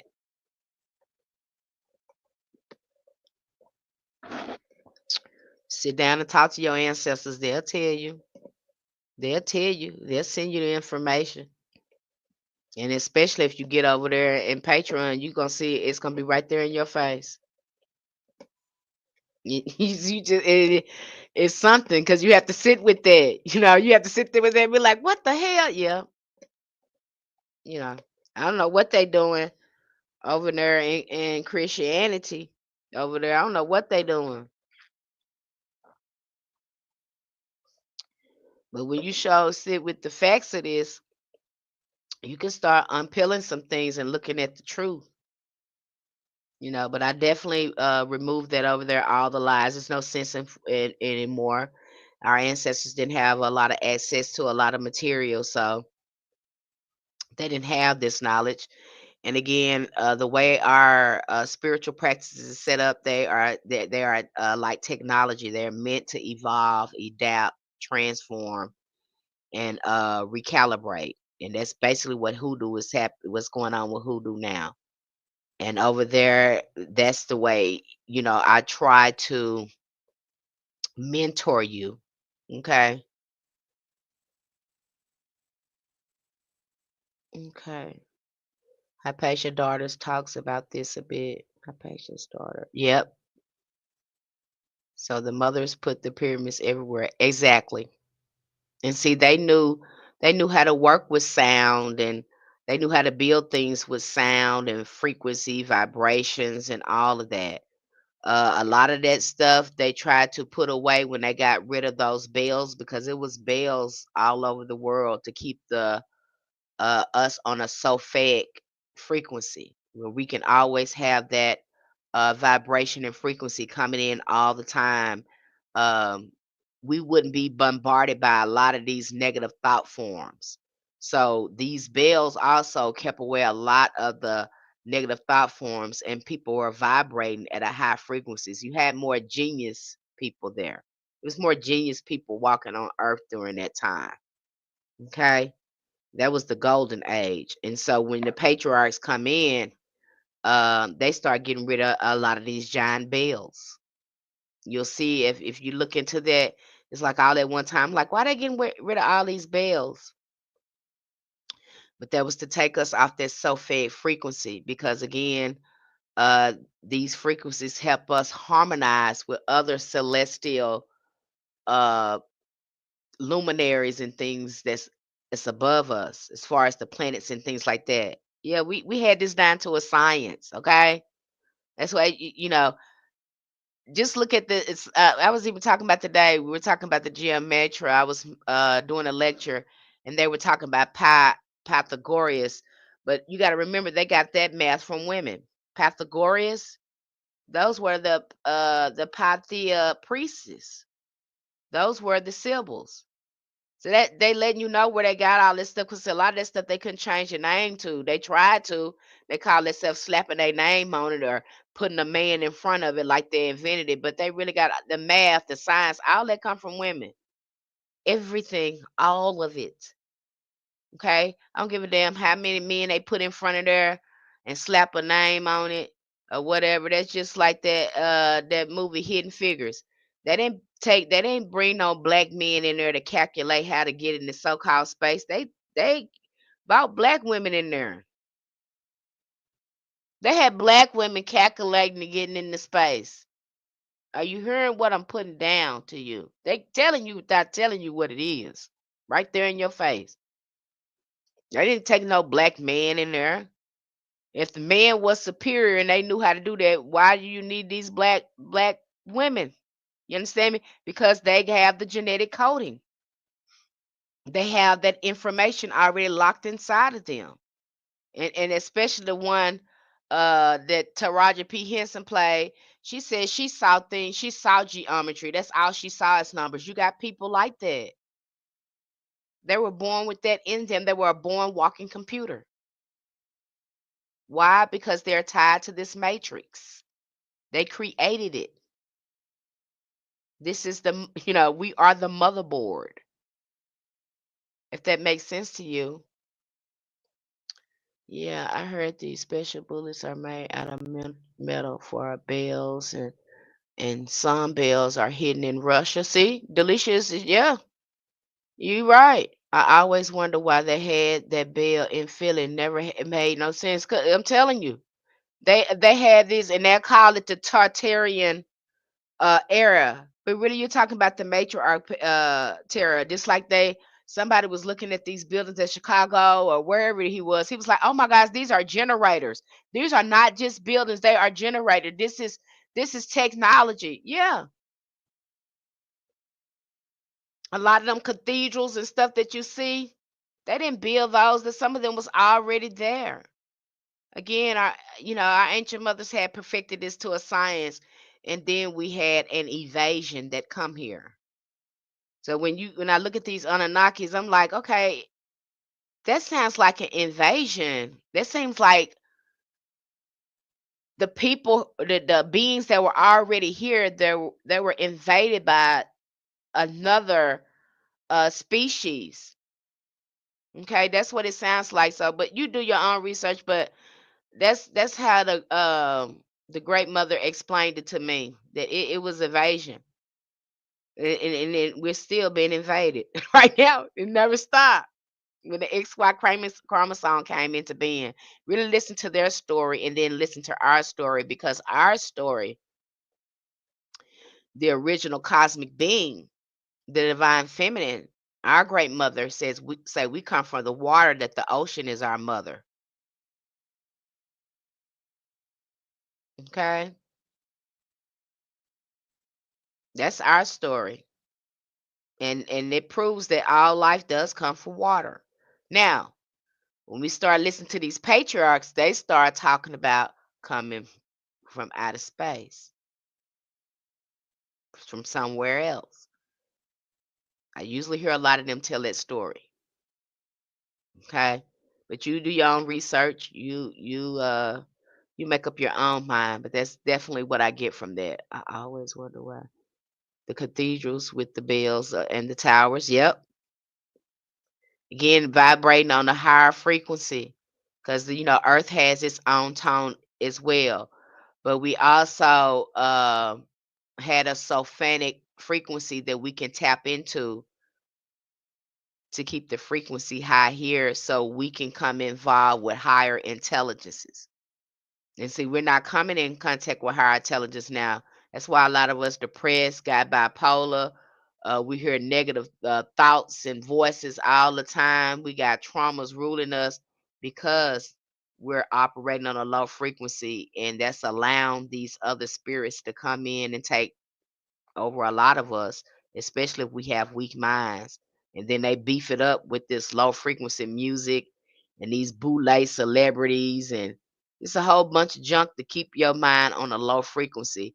And just my take on it, because the patriarchs did this, and then the minute that they talk about the divine, the feminine, is chaos. So my thing with that, when I look at that, and I said, it must really hurt them to be on a high frequency. It must really hurts them, to be on a high frequency to operate. Because y'all went out all y'all way to do this, to reset this, to unalive a whole bunch of women and children, to put patriarch in charge, and to just shut down all this technology like that. Yeah, it's sweet tea. Invasion of the body snatchers or something. I seen so much about the mud floods and Tartarius warfares. I'm telling you, something major happened there to us, and just the story that I get from our great mothers, it was an invasion. And really look at his character, the way some of these men be, as all of them like that now, but it's definitely the ones, it seemed like it's so deep seated, it's so generational in the way they feel about women. This is like in their bloodline, like they just, oh, can't stand women, and they just love their homeboy. They love their home. They just don't like the fact they got to be with you, but they just love their homeboy. Their homeboy can get their last. Really look at that now. That stuff just like runs so deep.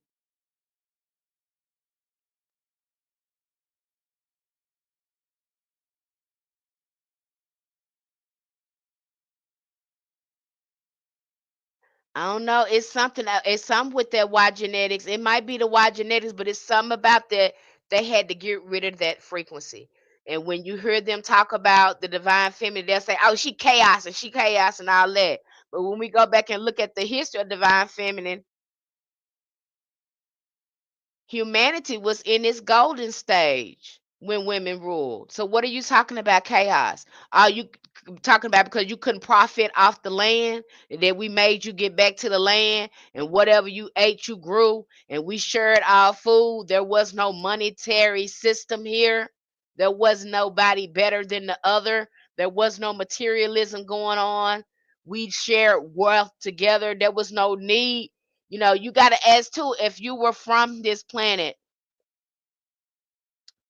My thing too, another, this is just my hypothesis.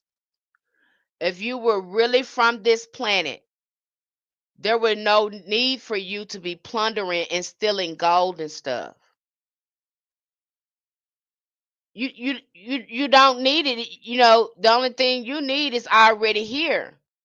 So what you gonna be plundering gold and taking all that stuff out of here for if you're originally from here? If you're the original cosmic being. And what did they say the Anunnaki did? They came here to plunder gold and take gold and all this other stuff. What is man doing now on this earth? I'm just saying.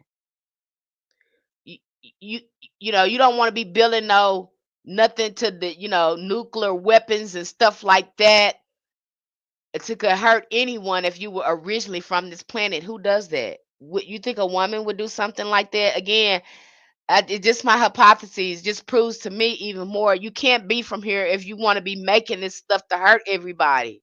It just doesn't make sense to me.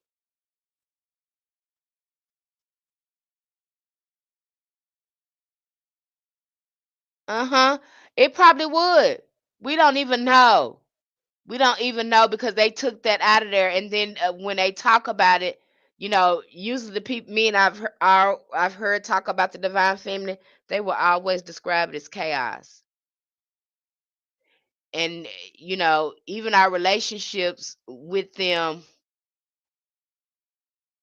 you know, looking at their emotions and looking at our mental health, to them, there's chaos if we're talking about anything like that. Yeah, you got to look at the psychology and what they're saying is chaos to them. Really look at that. Listen to what they're saying. I like listen because they tell it on themselves. They tell just let them keep talking. I love that they're talking because they're telling you what it is without telling you. If you listen, they're telling you who they are. Okay, you can't be from, you know, it can't you can't be from here because there's no history, ancient history of our great mothers practicing making weapons of mass destruction. You don't see that come into play until they take over. And then you see everything starts to decline. So I mean, it's just my um perspective and just my thoughts just on my observations from watching them. You can't be from here wanting to do that. You can't be from here doing the stuff, dang on well you can't eat no money. So why you sitting up there basing everything on money? Dang on well Nike, none of them name brands matter. That stuff don't matter. You can't eat that stuff.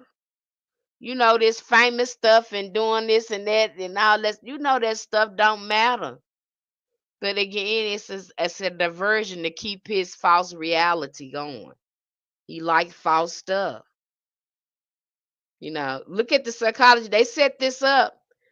Look around you. The great, the ancestors tell you. They telling you without telling you. It's right there in your face if you just pay attention to what's going on. Hmm. Why would you do that? If you really from this and you love this earth and no, they're coming here to plunder, steal, and destroy. That's just like what's going on in Burkina Faso. That man, the friend man from France, he said he got mad and said they need us to help them. You mean you need them? You sound crazy. They need you to help rob them. That's what you saying there. I mean, it's the craziest thing. Then y'all want to get rid of this man because he really trying to bring wealth. He trying to do the right thing. But me, other men looking at him say, "How dare he do that? We're supposed to be here to plunder this planet. We're supposed to be here to give them hell. We're not supposed to be good, making it easy for nobody here. How dare he do the right thing? We're gonna get rid of him. Anybody try to do the right thing by this planet, by these people, got to get rid of him. Got to no, no, no. They make an effort to do that. And it seems to be with a lot of their wiring because when a man really does come in and try to do the right thing and really embodies that divine feminine, they unalive him. They don't want that here. You understand me? And they got you thinking a man gonna change. The man ain't gonna do it because if he would have did, he would have done it by now. It's definitely gonna be a woman. He ain't got that in him. If he had that in him, he did it a long time ago. Ain't many got that. If it's gonna be anything, it would be need to be a man like Burkina Faso, the president of Burkina Faso, back up a woman that's standing in that divine feminine sovereignty. That's the only way that's gonna work, and she would have to be over him. There's absolutely no way. Manly P. Hall did a lecture on that. I said, how in the hell would I share power with somebody who's inferior? And he's already proven that he's incapable of sharing power. You sound ridiculous. But see, Manly P. Hall, he saw this coming as well. He saw this shift coming and just begging women to have mercy on men because he's really nothing without us. Now, this is in Manly P. Hall's lecture about the divine feminine. Okay, this coming from his mouth. A lot of them see this, but they didn't created this false world, this reality. You know. And so that's that we in there. That's that.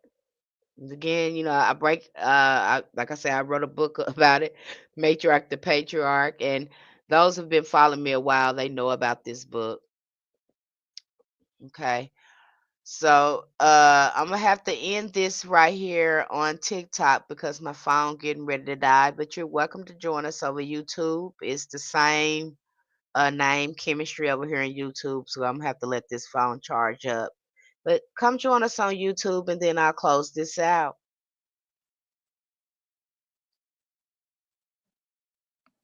Okay. Yeah, so that's basically my Delisha, I agree with you on some of this stuff, honey. These, peeling this stuff back and looking at it, and we definitely do that at Patreon. Because if I see the divine feminine, I'm gonna take it back to you. Because like I said, I think they have done this thing, honey. They have done too much of lying in these books and these occult books, and I have a lot of them. I went over a book. I think what book was that? That book was 130 years old. Was that a tarot book? I think it was a tarot card book. But a lot of the books that I go over, there some of them are hundreds of years old.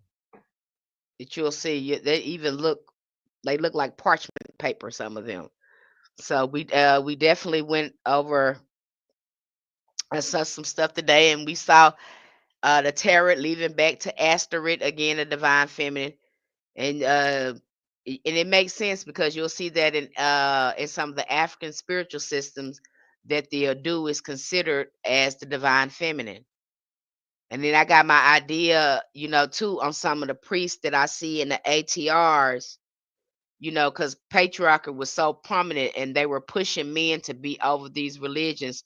I wonder how much shifting went on over there in the ATRs because they do have a high reverence for the divine feminine. In fact, uh, women in most of those ATRs don't have to go through as much divination training as men do because women are superior in divination.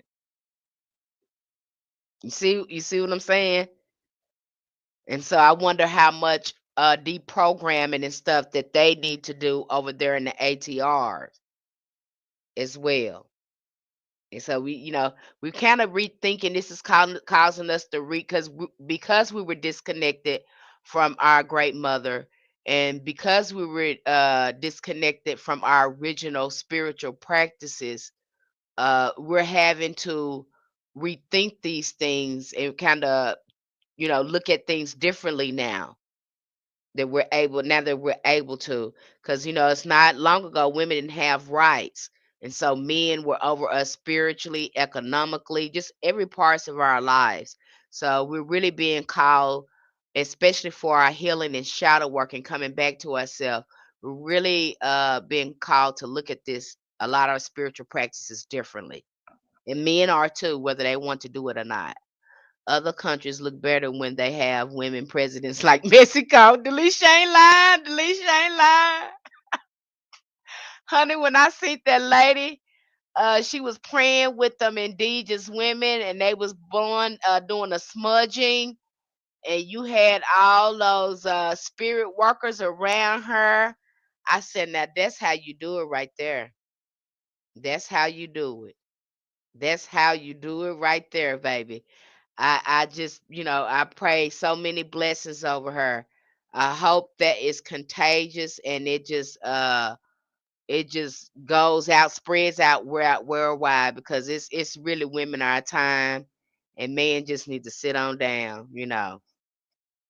I don't care how strong you is in your body, but you show compared to how weak you is in your mind, honey. You ain't got it. You just ain't got it. If you ain't raised no children, you ain't ran no household, I don't know how you gonna run a country. It just don't make no sense to me. I don't see how you gonna look after a country and you can't even look after a household. You can't rear no kids. You can't manage no household. You can't pay rent and cook. You can't multitask. Then I don't know how the hell you gonna run a country. I don't see it. It don't make no sense to me. Yeah, exactly, sweetie. So I, that's just my take on that. And I don't have anything against them or whatever. And a lot of them are waking up. I have to give them credit. A lot of them are too. They're waking up and they're seeing the writing on the wall, and they're trying to shift. But we still got a lot of work to do on the other side, with especially the young ones that's coming in that's lost. And but what I can tell too, you get one that's messed up and infected, because that's how I have to call them when they sick like that in their mind with their misogyny and stuff. Honey, you want that's right. Don't let him hang around the infected one, because that one to get the rest of them infected. I'm telling you, it's contagious. Like somebody said, it's the hive mind. If one of them is infected, that one, if you're not careful, he'll infect the rest of them. It's almost like the damn flu or something in the mind. And it's definitely how the young generation are catching this. They really don't care for women like that. They are lovers of each other. They are lovers of men. So really, you just got to take another look at it. Got to just take another look at it. Okay. Does anyone else have any questions for me before I close this thing on out? Get ready to close it on out. I've already let TikTok go. But do y'all have any questions for me? Like I can, I'm very rare rounded in in this. I've been on this path for a long time. No questions for me.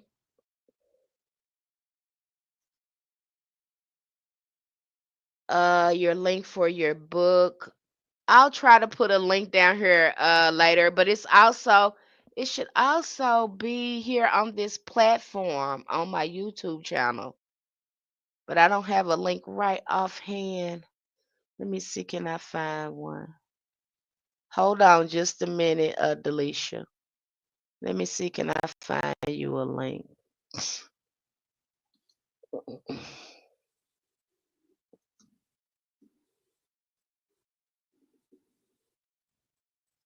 Okay, right on up, didn't it?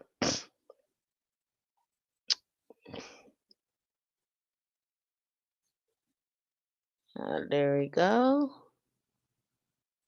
Copy link. Okay, there we go. I'm gonna put it in there. I don't know how good it's gonna be. Did it show, girl? I don't even know if it showed, girl. Let me see if I don't even know if I did that right, honey. Why that thing? Nah, there's something else I done put in there, honey. That shows something else. I don't even supposed to put that in there. Let me put this in here. I got it right this time, Delisha. I don't know what I was doing the last time. But that's the link right there. I don't know what I was doing that. Whatever I was working on, it was still in my thing. Let me delete this comment. There we go. Delete this one. Okay. So now you see it. It's in there right up under your comment. I deleted the other comments. So if you're interested in that book, you can go get that book. If you have any more questions, you're welcome. You have any more questions, you want a reading or whatever, just reach out to me. And let me put my email address in here. If you want a spiritual blueprint or whatever, put my email address in there so you can reach out to me. Anyone want anything from me or need anything from me. Okay, well, you guys have a happy 4th of July if you do that thing. And I'll try to come back here, come back again here, probably this weekend, probably Friday. I'll come back. You guys take care. Love you.